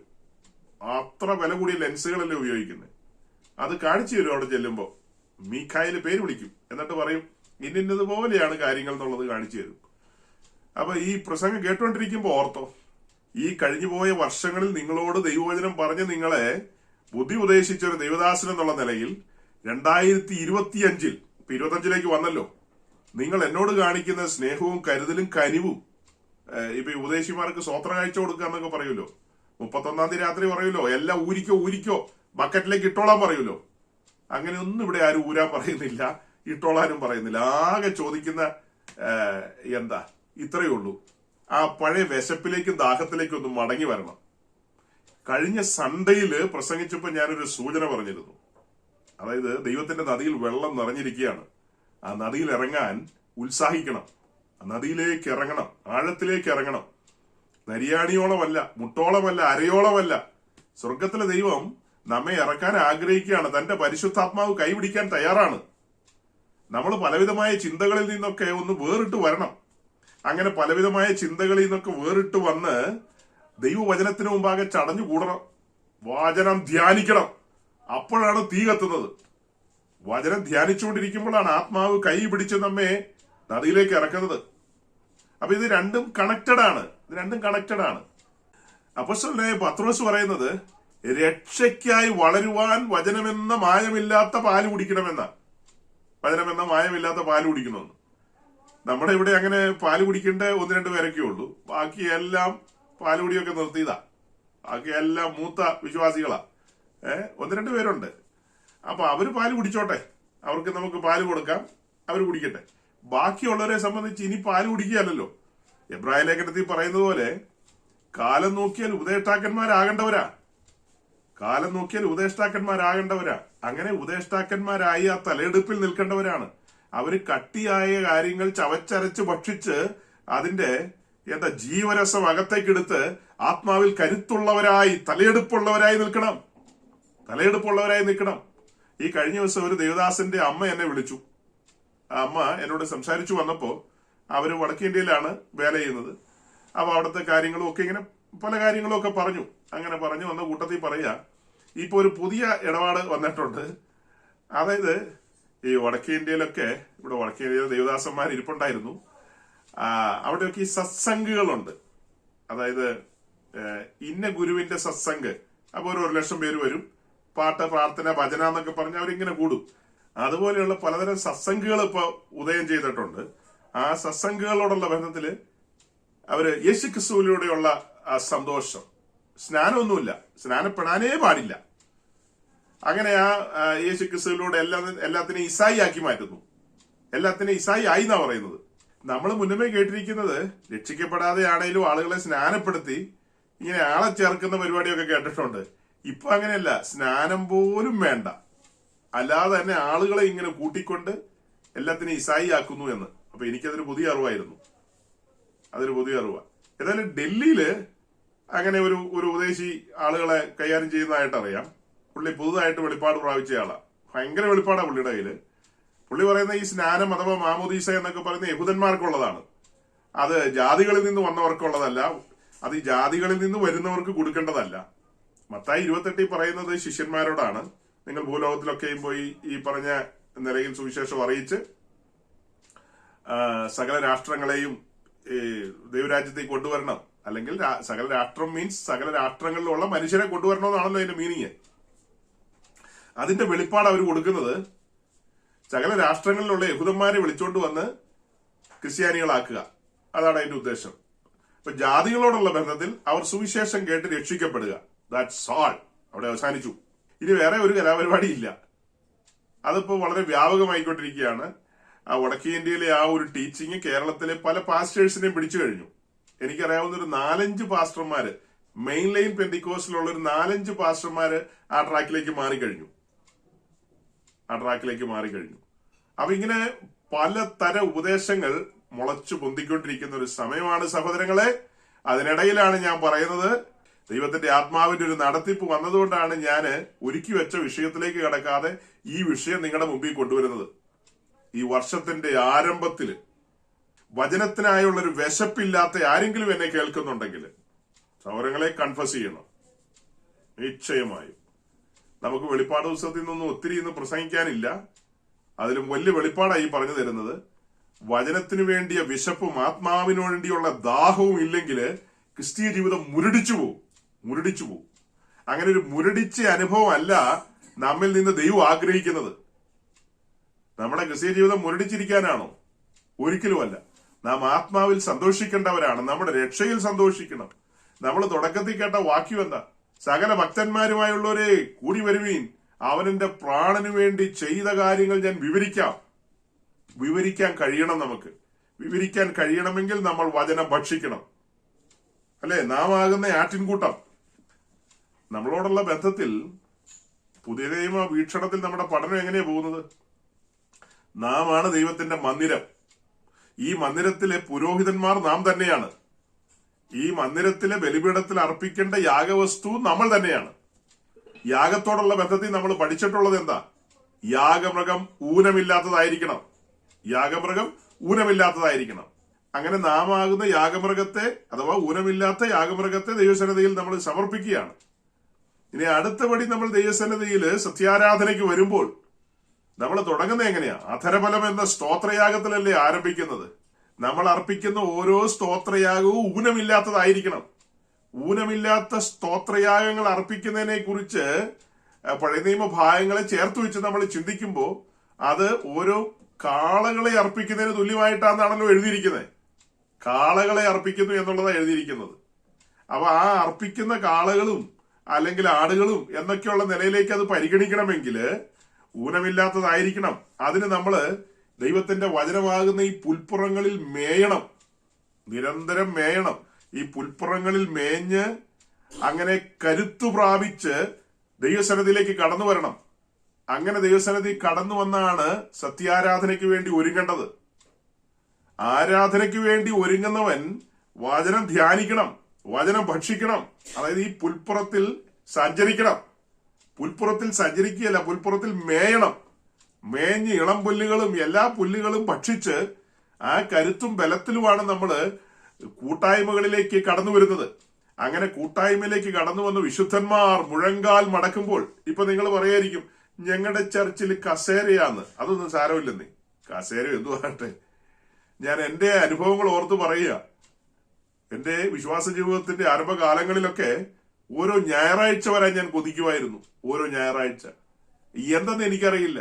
അവരെന്റെ പ്രാണന് വേണ്ടി ചെയ്തതെന്നൊന്നും പറയാൻ എനിക്കറിയില്ലെന്നേ. ഞാൻ അങ്ങനത്തെ പ്രസംഗമൊന്നും കേട്ടിട്ടില്ല. പക്ഷെ എന്റെ ഉള്ളിലൊരു ഒരു ഒരു വെപ്രാളമായിരുന്നു. എനിക്ക് കടന്നു ചെല്ലണം, എനിക്കറിയാവുന്ന ഭാഷയിൽ. ഞാൻ ആത്മസ്നാനം പ്രാപിച്ച് അന്യഭാഷയൊന്നും പറയുന്ന ആളല്ലായിരുന്നു. അതായത് വിശ്വാസ ജീവിതത്തിന്റെ തുടക്ക സമയത്ത് എനിക്കറിയാവുന്ന ഭാഷയിൽ ഇടിനാദം പോലെ ഞാൻ വിളിച്ചു പറയുമായിരുന്നു, എന്നെ രക്ഷിച്ചവനും എന്നെ വിടുവിച്ചവനും പരിശുദ്ധനാണ്, അവൻ പരിശുദ്ധൻ പരിശുദ്ധൻ എന്ന് ആർത്തുച്ചത്തിൽ പറയുമായിരുന്നു. ഞാൻ സേവിക്കുന്ന ദൈവം അവൻ പരിശുദ്ധനാണ് പരിശുദ്ധനാണ്. അതുപോലെ അവന്റെ മഹത്വത്തെ വർണ്ണിക്കുമായിരുന്നു. അത് പലതും പറഞ്ഞാൽ ആ രക്തത്താലുള്ള ശുദ്ധീകരണം അതെല്ലാം അനുഭവിച്ചുകൊണ്ട് ദൈവസാന്നിധ്യത്തിലായിരിക്കുന്നത്. ആ അകത്തു വരുന്ന ആ കരുത്തും ബലവും ഞാൻ ഇന്നത് തിരിച്ചറിയുന്നത് എങ്ങനെയാണെന്നറിയാവോ സഹോദരങ്ങളെ? ഞാൻ ആ സമയത്തൊക്കെ വായിക്കുന്ന വായനകൾ എന്ന് പറഞ്ഞാൽ, യോഹന്നാന്റെ സുവിശേഷം 1-ാം അധ്യായം വായിച്ചാൽ നിർത്തുന്നത് 21-ാം അധ്യായത്തിലാ. അല്ലാതെ ഒരധ്യായം വായിച്ച് 2 അധ്യായം വായിച്ച് നിർത്തുകയല്ല. എനിക്ക് സമയമുണ്ടായിരുന്നു കേട്ടോ, എനിക്ക് സമയമുണ്ടായിരുന്നു. എന്നെ അറസ്റ്റ് ചെയ്ത് ഇരുത്തിയിരിക്കുന്ന ഒരു സമയമാണ് സ്വർഗത്തിലെ ദൈവം. അത് ഒരു പ്രത്യേക നിലയിൽ എന്നെ ട്രീറ്റ് ചെയ്തുകൊണ്ടിരിക്കുകയാണ്. അവനെന്റെ മുമ്പും പിമ്പും അടച്ച സമയമാണ്. അവനെന്റെ ഇടവും വലവും അടച്ചു. ആകെ തുറന്നിരിക്കുന്നത് മുകൾ തട്ട് മാത്രമേ ഉള്ളൂ. എനിക്ക് ഉയരത്തിലേക്ക് മാത്രം നോക്കാൻ കഴിയുന്ന ഒരു സമയമായിരുന്നു അത്. അതുകൊണ്ട് എനിക്ക് സമയമുണ്ടായിരുന്നു. ഞാൻ നിരന്തരം വചനം വായിക്കുമായിരുന്നു, ധ്യാനിക്കുമായിരുന്നു. ആ സമയത്തൊക്കെ ഒരു പൊട്ടനെ പോലെ, എനിക്കൊന്നും അറിയില്ലല്ലോ. ദീർഘവർഷങ്ങൾ ഇത് തൊടാത്തൊരു മനുഷ്യനാന്ന് ഓർക്കണം. ഞാനിത് വായിച്ചും ധ്യാനിച്ചും മുൻപോട്ട് വരുമ്പോ പരിശുദ്ധാത്മാവ് എന്റെ ഉള്ളിൽ ഓരോരോ കാര്യങ്ങൾ പ്രകാശിപ്പിക്കുന്ന എനിക്ക് മനസ്സിലാകുകയാണ്. അങ്ങനെ എന്നെ കാണാൻ വരുന്ന ആളുകളോട് ഞാൻ പിന്നെ വചനം പറയാൻ തുടങ്ങുകയാണ്. അതിങ്ങനെയാണെന്നൊക്കെ പറയും. അവരെല്ലാം അത്ഭുതത്തോടെയാണ് കേൾക്കുന്നത്. കാരണം അവർക്കറിയാവുന്ന മനുഷ്യന് ദൈവമായിട്ടൊരു ബന്ധമില്ല. ഈ മനുഷ്യന് വേദപുസ്തകത്തിന്റെ ഒന്നും അറിയില്ല. ഇവൻ ഒരു പൊട്ടനാണ്. പക്ഷെ ഇപ്പോൾ ഇവൻ സംസാരിക്കുന്നു. എല്ലാവരും വരുവീൻ, എല്ലാവരും വരുവീൻ, ഓടിക്കൂടുവീൻ, അവൻ എന്റെ പ്രാണന് വേണ്ടി ചെയ്തത് ഞാൻ വർണ്ണിച്ചു കേൾപ്പിക്കാം. അപ്പോ അന്നേരമൊക്കെ ഒരു ചിന്ത വന്നിട്ടുണ്ട്, ഗ്രാമർ ഒക്കുവോ, ഞാൻ പറഞ്ഞാൽ തെറ്റിപ്പോവോ എന്നൊക്കെ ചിന്ത വന്നിട്ടുണ്ട്. പക്ഷെ അതൊന്നൊരു വിഷയമല്ല. ഞാൻ തനിച്ചെത്രയോ സ്ഥലങ്ങളിൽ പോയിട്ടുണ്ടെന്നറിയാവോ? ഞാൻ എന്റെ തൊഴിലുമായി ബന്ധപ്പെട്ട കാര്യങ്ങളൊക്കെ ഒതുക്കി വെച്ച് ഞാന് പിന്നത്തേതില് സന്ധ്യ കഴിഞ്ഞ സമയത്ത് പല വീടുകളിലും എനിക്ക് പറയാതെ സ്വസ്ഥതയില്ലായിരുന്നു. അങ്ങനെ ചെന്ന് സംസാരിക്കുമായിരുന്നു. അപ്പൊ അങ്ങനെ സംസാരിക്കുമ്പോണ്ടല്ലോ ചില സ്ഥലത്തൊക്കെ ആളുകൾ എന്നെ അമ്മാനമാടി കളിക്കും.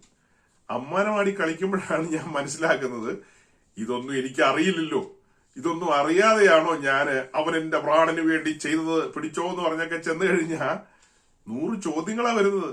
എനിക്കറിയില്ല. തിരിച്ചു വന്നിട്ട് അതിന്റെയൊക്കെ ഉത്തരം കണ്ടെത്തുകയാണ്. അതിന്റെ എല്ലാം ഉത്തരം കണ്ടെത്തി പിന്നെയും പോകും. അങ്ങനെ 100 ചോദ്യങ്ങൾ വരും, അതിന് ഉത്തരങ്ങൾ കണ്ടെത്തും. അങ്ങനെ ചോദ്യങ്ങളായി ഉത്തരങ്ങളായി അങ്ങനെ കൊണ്ടും കൊടുത്തും ഒരു ബലം കടന്നു വരികയാണ്. സുവിശേഷം അറിയിക്കുവാനുള്ള ഒരു വ്യഗ്രത. അവരുകളൊരു ഭയങ്കര വാക്യമാണ് നമ്മുടെ മുമ്പിൽ തുറന്നു വന്നത്. നിങ്ങൾ വിചാരിക്കുകയായിരിക്കും ഈ 2025 തുടക്കത്തില് ആകെ ഒരു വാക്യം മാത്രം പറഞ്ഞുകൊണ്ട് എന്താ ഈ പറയുന്നതെന്ന്. ആ ഒരു വാക്യം മതി, 9,000 വാക്യമൊന്നും വേണ്ട. ആ ഒരു വാക്യം നമ്മുടെ ഈ ഫെലോഷിപ്പിൽ ഇന്ന് ഒരു സഹോദരനിലൂടെ ദൈവാത്മാവ് സംസാരിച്ചതാണ്. മനസ്സിലാക്കിക്കൊള്ളുക. ഞാനിവിടെ എത്ര ചാപ്റ്ററുകളാ തുറന്നു വെച്ചിരിക്കുന്നതെന്ന് അറിയാവോ പറയാനായിട്ട്. ഞാൻ തൊടുന്നില്ല ഇന്ന് അതിലേക്ക്. ഞാനിന്ന് അതിലേക്ക് കടക്കുന്നില്ല. നിയോഗമില്ല. ദൈവം അനുവദിച്ച പിന്നത്തതിൽ അതിലേക്ക് കടക്കാം. ഇവിടെ ഇരിക്കുന്ന സകലരോടും, ഇനി ഇവിടെ വന്നിട്ട് ആരെങ്കിലും പോയിട്ടുണ്ടെങ്കിൽ അവരോടും കൂടെയുള്ള ദൈവത്തിന്റെ സന്ദേശമാണ്. കാരണം അവരെല്ലാം കേൾക്കുകയാണ് തുടക്കത്തിൽ ആ വാക്യം പറഞ്ഞത്. സകല ഭക്തന്മാരുമായുള്ളവരെ കടന്നു വരുവീൻ, അവൻ എന്റെ പ്രാണന് വേണ്ടി ചെയ്തതോർത്താൽ, അതോർത്താൽ സഹോദരങ്ങളെ നമുക്ക് നിഗളിക്കാൻ പറ്റില്ല. 1 കൊരിന്ത്യർ ലേഖനം 1:29 ഒന്ന് വായിച്ചേ. 1 കൊരിന്ത്യർ ലേഖനം 1:29. ദൈവസന്നിധിയിൽ ഒരു ജഡവും പ്രശംസിക്കാതിരിക്കേണ്ടതിന് തന്നെ. ദൈവസന്നിധിയിൽ ഒരു ജഡവും എന്ത് ചെയ്യരുത്? പ്രശംസിക്കരുത്. നമ്മളൊരു പഠനത്തിന്റെ മൂഡിലാണ് തുടങ്ങി വെച്ചത്. പക്ഷെ ഇപ്പൊ ഈ മെസ്സേജ് അവസാനിപ്പിക്കാൻ പോകുമ്പോ ദൈവിക ദൂതായിട്ട് പരിഗണിച്ചോടോ ഇതല്ല. അവനെന്റെ പ്രാണന് വേണ്ടി ചെയ്തത് ഓർത്തു കഴിഞ്ഞാൽ ഒരു ജഡവും ദൈവസന്നിധിയില് പ്രശംസിക്കുവാൻ ദൈവം അനുവദിക്കില്ല. പ്രശംസിക്കാൻ കഴിയില്ലെന്നേ, പ്രശംസിക്കാൻ കഴിയില്ല. ഞാനൊരു അഭിമാന ബോധത്തോടെയാണ് ഇവിടെ ഇരുന്ന് സംസാരിക്കുന്നത്. എന്തെന്ന് ചോദിച്ചാൽ, ഈ വാക്യങ്ങളെല്ലാം നിങ്ങളുടെ മുമ്പാകെ തുറന്നു വെച്ചിട്ട് നാം കിടന്ന ആ ചേറ്റുകുഴി പലപ്പോഴും നമ്മൾ ഇവിടെ കാണിച്ചിട്ടുണ്ട്. നാം കിടന്ന പാപത്തിന്റെ പടുകുഴി പരിശുദ്ധാത്മാവ് കൺമുമ്പിൽ തുറന്നു തന്നിട്ടുണ്ട്. ഒരു സാധ്യതയുമില്ലാതെ മുങ്ങി താണുകൊണ്ടിരുന്നതാണ് നമ്മൾ. ആ സഹോദരൻ പറഞ്ഞ പോലെ നമ്മൾ കാണിക്കാറുള്ള ഒരു പിക്ചറില്ലേ, ഒരു മനുഷ്യൻ താഴേക്ക് മുങ്ങിപ്പോകുന്ന പിക്ചർ, ഒരു കൈ മാത്രം കാണുന്ന ആ ഒരു കാഴ്ച. നാം എല്ലാം അങ്ങനെ മുങ്ങിപ്പോയിക്കൊണ്ടിരുന്നതാണ്. ഈ കഴിഞ്ഞ ദിവസം ഒരു ഹൈന്ദവ സഹോദരനുമായിട്ട് എനിക്ക് സംസാരിക്കാനിടയായി. ആ സഹോദരനോട് പറയായിരുന്നു, നിങ്ങളുടെ ദൈവം കിടന്ന് അലറി കൂവിയൊരു ദൈവമല്ലേ, ഇപ്പൊ എല്ലാം ശരിയാക്കുമെന്ന് പറഞ്ഞു വന്നതാ. വന്നിട്ട് ക്രൂശേ കിടന്ന് എന്താ പറഞ്ഞത്? എന്റെ ദൈവമേ രക്ഷിക്കണേ എന്ന് പറഞ്ഞ് അലറി കൂവിയതല്ലേ എന്ന് ചോദിച്ചു. എന്നിട്ട് ആ ദൈവത്തെ മുൻനിർത്തിക്കൊണ്ടാണോ ഞങ്ങളുടെ രാമനെയും ഞങ്ങളുടെ ലക്ഷ്മണനെയും ഞങ്ങളുടെ ഹനുമാനെയും ഒക്കെ കഥ പറയാൻ വരുന്നതെന്നാ ചോദിക്കുന്നത്. അപ്പൊ ഞാൻ ആ സഹോദരനോട് പറഞ്ഞു, പൊന്നുമോനെ നീ എന്താ ധരിച്ചത്? ആ അലർച്ച എന്ന് പറയുന്നത് അതൊരു ആർത്തനാദമാണ്. ആ ആർത്തനാദം നിന്റെ ശബ്ദമാണത്, നിന്റെ ശബ്ദമാണത്. അപ്പൊ അദ്ദേഹം ഞെട്ടിപ്പോയി. എന്റെ ശബ്ദമോ? ഞാനെങ്ങും അങ്ങനെ ഒച്ച വെച്ചിട്ടില്ലല്ലോ. നീ ഒച്ച വെക്കാനിരിക്കുന്നേ ഉള്ളൂ. നിന്റെ ശബ്ദം അഡ്വാൻസ് ചെയ്ത് കാൽവറിയിൽ മുഴങ്ങിയതാണ്. മുഴുമാനവവർഗത്തിന്റെയും ശബ്ദമാണ് ആ കേട്ടത്. എന്റെ ദൈവമേ നീ എന്നെ കൈവിട്ടത് എന്ത് എന്നുള്ളത്. വിലാപസ്വരമാണ്, അതൊരു വിലാപസ്വരമാണ്. ആ വിലാപസ്വരം ആരുടെയാ? അത് മനുഷ്യപുത്രന്റെ സ്വരമാണ്. യെസ്. അടുത്തപടി അത് എങ്ങനെ പറയും? അത് എന്റെയും നിങ്ങളുടെയും സ്വരമായിരുന്നു. നമ്മുടെ സ്വരമാണത്. കൈവിടപ്പെട്ടു പോകേണ്ടതായിരുന്നു. ആ സ്വരം നമ്മുടെ അതരത്തിലൂടെ വരേണ്ടതായിരുന്നു. പക്ഷേ അതിനു മുമ്പ് അവൻ നമ്മെ രക്ഷിച്ചു. കൃപയാൽ നാം സേഫ് സോണിലാണ് ഇപ്പോൾ. കൃപയാൽ നാം സേഫ് സോണിലാണ് ഇപ്പോൾ. അവൻ നമ്മെ രക്ഷിച്ചിരിക്കുന്നു. നാം രക്ഷയുടെ തീരത്തെത്തിയിരിക്കുകയല്ലേ. അല്ലെങ്കിൽ നാം ആ സേഫ് സോണിലേക്ക് എത്തി, അഥവാ ഉറപ്പുള്ള പാറമേൽ ഉറച്ചു നിൽക്കുകയാണ് ഇപ്പോൾ. കൃപയാൽ ഉറച്ചു നിൽക്കുകയാണ്. ആ സഹോദരനോട് എനിക്ക് മറുപടി പറയാൻ കഴിഞ്ഞു. നിന്റെ സ്വരമാ കുഞ്ഞേ, അത് നിന്റെ സ്വരമാ. നീ അലമുറയിടുന്ന ഒരു സ്വരമാണത്. കാരണം നിനക്ക് ദൈവവും ദൈവസങ്കല്പവും ഒക്കെ ഉണ്ടല്ലോ. അത് വിഗ്രഹത്തിലോ എവിടെ എന്തു ആകട്ടെ. അവനൊരു റിലീജിയസ് മാനാണ്, നിരീശ്വരവാദിയൊന്നുമല്ല. അപ്പൊ അങ്ങനെ ഞങ്ങളുടെ സംസാരത്തില് ഈ കാര്യങ്ങളൊക്കെ ഞാൻ അവന്റെ മുമ്പിൽ അവതരിപ്പിച്ചെങ്കിലും അവന് ഷോക്ക് ഉണ്ടായി എന്നുള്ളത് അവൻ കാണിക്കാതെ വണ്ണം അവന്റെ ഉള്ളിലൊരു ഷോക്ക് ഉണ്ടായി. നിശ്ചയമായ ഒരു ഷോക്ക് ഉണ്ടായി. കാരണം ജീവനുള്ള ദൈവത്തിന്റെ ദാസനല്ലേ കൈ ചൂണ്ടി അവനോട് പറയുന്നത്. നിന്റെ സ്വരമാണെന്ന് ഉറപ്പിച്ചല്ലേ പറയുന്നത്. അവിടെ ഒരു പരിശുദ്ധാത്മ വ്യാപാരം ഉണ്ടല്ലോ. നിശ്ചയമായും ദൈവത്തിന്റെ സൃഷ്ടിയായ ആ മനുഷ്യൻ അവൻ ഇന്നൊരു പാപിയാണ്. ആ കൈവിടപ്പെട്ടു പോകുന്ന അവസ്ഥയിൽ എന്തായിരിക്കും അവൻ ചിന്തിക്കുന്നത്? അവൻ ഒത്തിരി ദൈവങ്ങളെ വിളിച്ചതല്ലേ. എന്തുമാത്രം പാലും എന്തുമാത്രം എണ്ണയൊക്കെ ഒഴിച്ചതാ, എന്തുമാത്രം പുഷ്പാഞ്ജലിയും ബാഷ്പാഞ്ജലിയും ഒക്കെ അർപ്പിച്ചതാ. പക്ഷെ ആ പോക്കുണ്ടല്ലോ, മരണപാശങ്ങൾ അങ്ങ് ചുറ്റുകയാണ്. എന്നിട്ട് വലിച്ചുകൊണ്ട് പോവുകയാണ്. 22-ാം സങ്കീർത്തനമൊക്കെ ധ്യാനിക്കണം കേട്ടോ, ധ്യാനിക്കണം. പുതിയ വർഷത്തിന്റെ ആരംഭ സമയത്ത് ധ്യാനിക്കാൻ കൊള്ളാവുന്ന സങ്കീർത്തനമാണ്. മരണപാശങ്ങൾ അങ്ങ് ചുറ്റുകയാണ്, എന്നിട്ട് വലിച്ചുകൊണ്ട് പോവുകയാണ് പാതാളത്തിലേക്ക്. അവിടെ ചെല്ലുമ്പോ എന്താ സംഭവിക്കുന്നത്? പാതാള വേദനകൾ പിടിക്കുകയാണ്. നമ്മൾ ഇതുവരെ അനുഭവിച്ചിട്ടില്ല, നമ്മൾ കേട്ടിട്ടില്ല, അറിഞ്ഞിട്ടില്ല. ഭയങ്കരം ഭയാനകമായിരിക്കും. അതുകൊണ്ടാണ് എബ്രായ ലേഖന കർത്താവ് പറയുന്നത്, ഇത്ര വലിയ മരണത്തിൽ നിന്ന് അവൻ നമ്മെ രക്ഷിച്ചു. മരണത്തിന്റെ തലസ്ഥാനമാണത് പാതാളം. മരണപാശങ്ങൾ വലിച്ചുകൊണ്ട് പോകേണ്ട ഇടമായിരുന്നു. ഇപ്പൊ വായിച്ചത് എന്താ? 1 കൊരിന്ത്യർ ലേഖനം 1:29 വായിച്ചത്. ഒരു ജഡവും ദൈവസന്നിധിയിൽ പ്രശംസിക്കാൻ സ്വർഗം അനുവദിക്കുന്നില്ല. ഈ പുതിയ വർഷത്തിന്റെ ആരംഭത്തിൽ കൂട്ടു സഹോദരങ്ങളോട് ഞാൻ എന്താ പറഞ്ഞത്? അഭിമാനത്തോടെ എന്താ പറഞ്ഞത്? നിങ്ങൾ ഈ ബോധ്യമുള്ളവരാണ്, നിങ്ങൾ ഈ ബോധ്യമുള്ളവരാണ്. ഈ ബോധ്യം നമ്മെ അങ്ങ് വരെ, അവസാനം വരെ കൊണ്ടുപോകണം. പുകഴാൻ നമുക്കൊന്നുമില്ല. ഈ ദൈവത്തിന്റെ സന്നിധിയിൽ വരുമ്പോ വിറയ്ക്കണം, വിറയ്ക്കണം. അവന്റെ മുമ്പിൽ എല്ലാം തുറന്നു കിടക്കുകയാണ്.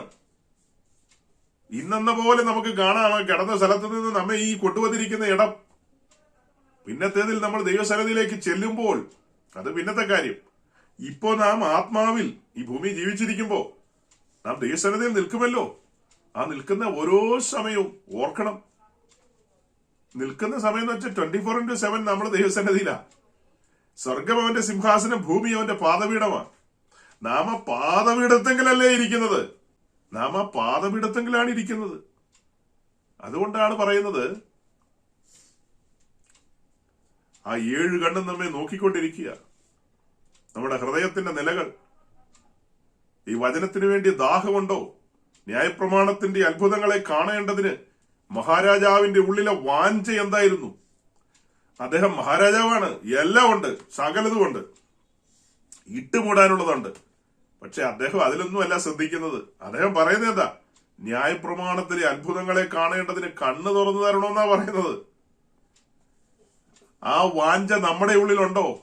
നമ്മൾ എന്തറിഞ്ഞെന്നാ ഈ പറയുന്നത്? നമ്മൾ രക്ഷിക്കപ്പെട്ട് സ്നാനപ്പെട്ട് പെന്തിക്കോസായി. അതല്ലാതെ അതിലപ്പുറം എന്തറിയാം? ഞാൻ ഓർക്കുക, ഈ കൊറോണ അനേക മനുഷ്യരുടെ ജീവനെടുത്ത സംഭവമാകട്ടോ. ഒത്തിരി കുടുംബങ്ങൾ അനാഥമായി, ഒത്തിരി സഹോദരിമാർ വിധവന്മാരായി, ഒത്തിരി സഹോദരന്മാര് വിഭാര്യരായി, ഒത്തിരി കുട്ടികൾക്ക് മാതാപിതാക്കളെ നഷ്ടപ്പെട്ടു. അതൊക്കെ സത്യമാ. വേദനകളുടെ ഒരു ദിനങ്ങളായിരുന്നു അതല്ല. പക്ഷെ ആ സമയത്ത് നമ്മൾ ഇങ്ങനെ ഒരുമിച്ച് കൂടുമ്പോ, ദൈവവചനം പങ്കുവെക്കാൻ വേണ്ടി ദൈവസന്നിധി കാത്തിരിക്കുന്ന സമയത്ത് തുറന്നു കിട്ടിയ വചനത്തിന്റെ ഏടുകൾ, ആഴങ്ങൾ, ചില്ലറ കാര്യങ്ങളൊന്നുമല്ല കിട്ടിയത്, ചില്ലറ കാര്യങ്ങളൊന്നുമല്ല. കഴിഞ്ഞ ആഴ്ചത്തെ മെസ്സേജ് പറഞ്ഞ് ഞാൻ അവസാനിപ്പിച്ച എങ്ങനെയാ നിങ്ങൾ ഓർക്കുന്നുണ്ടോ?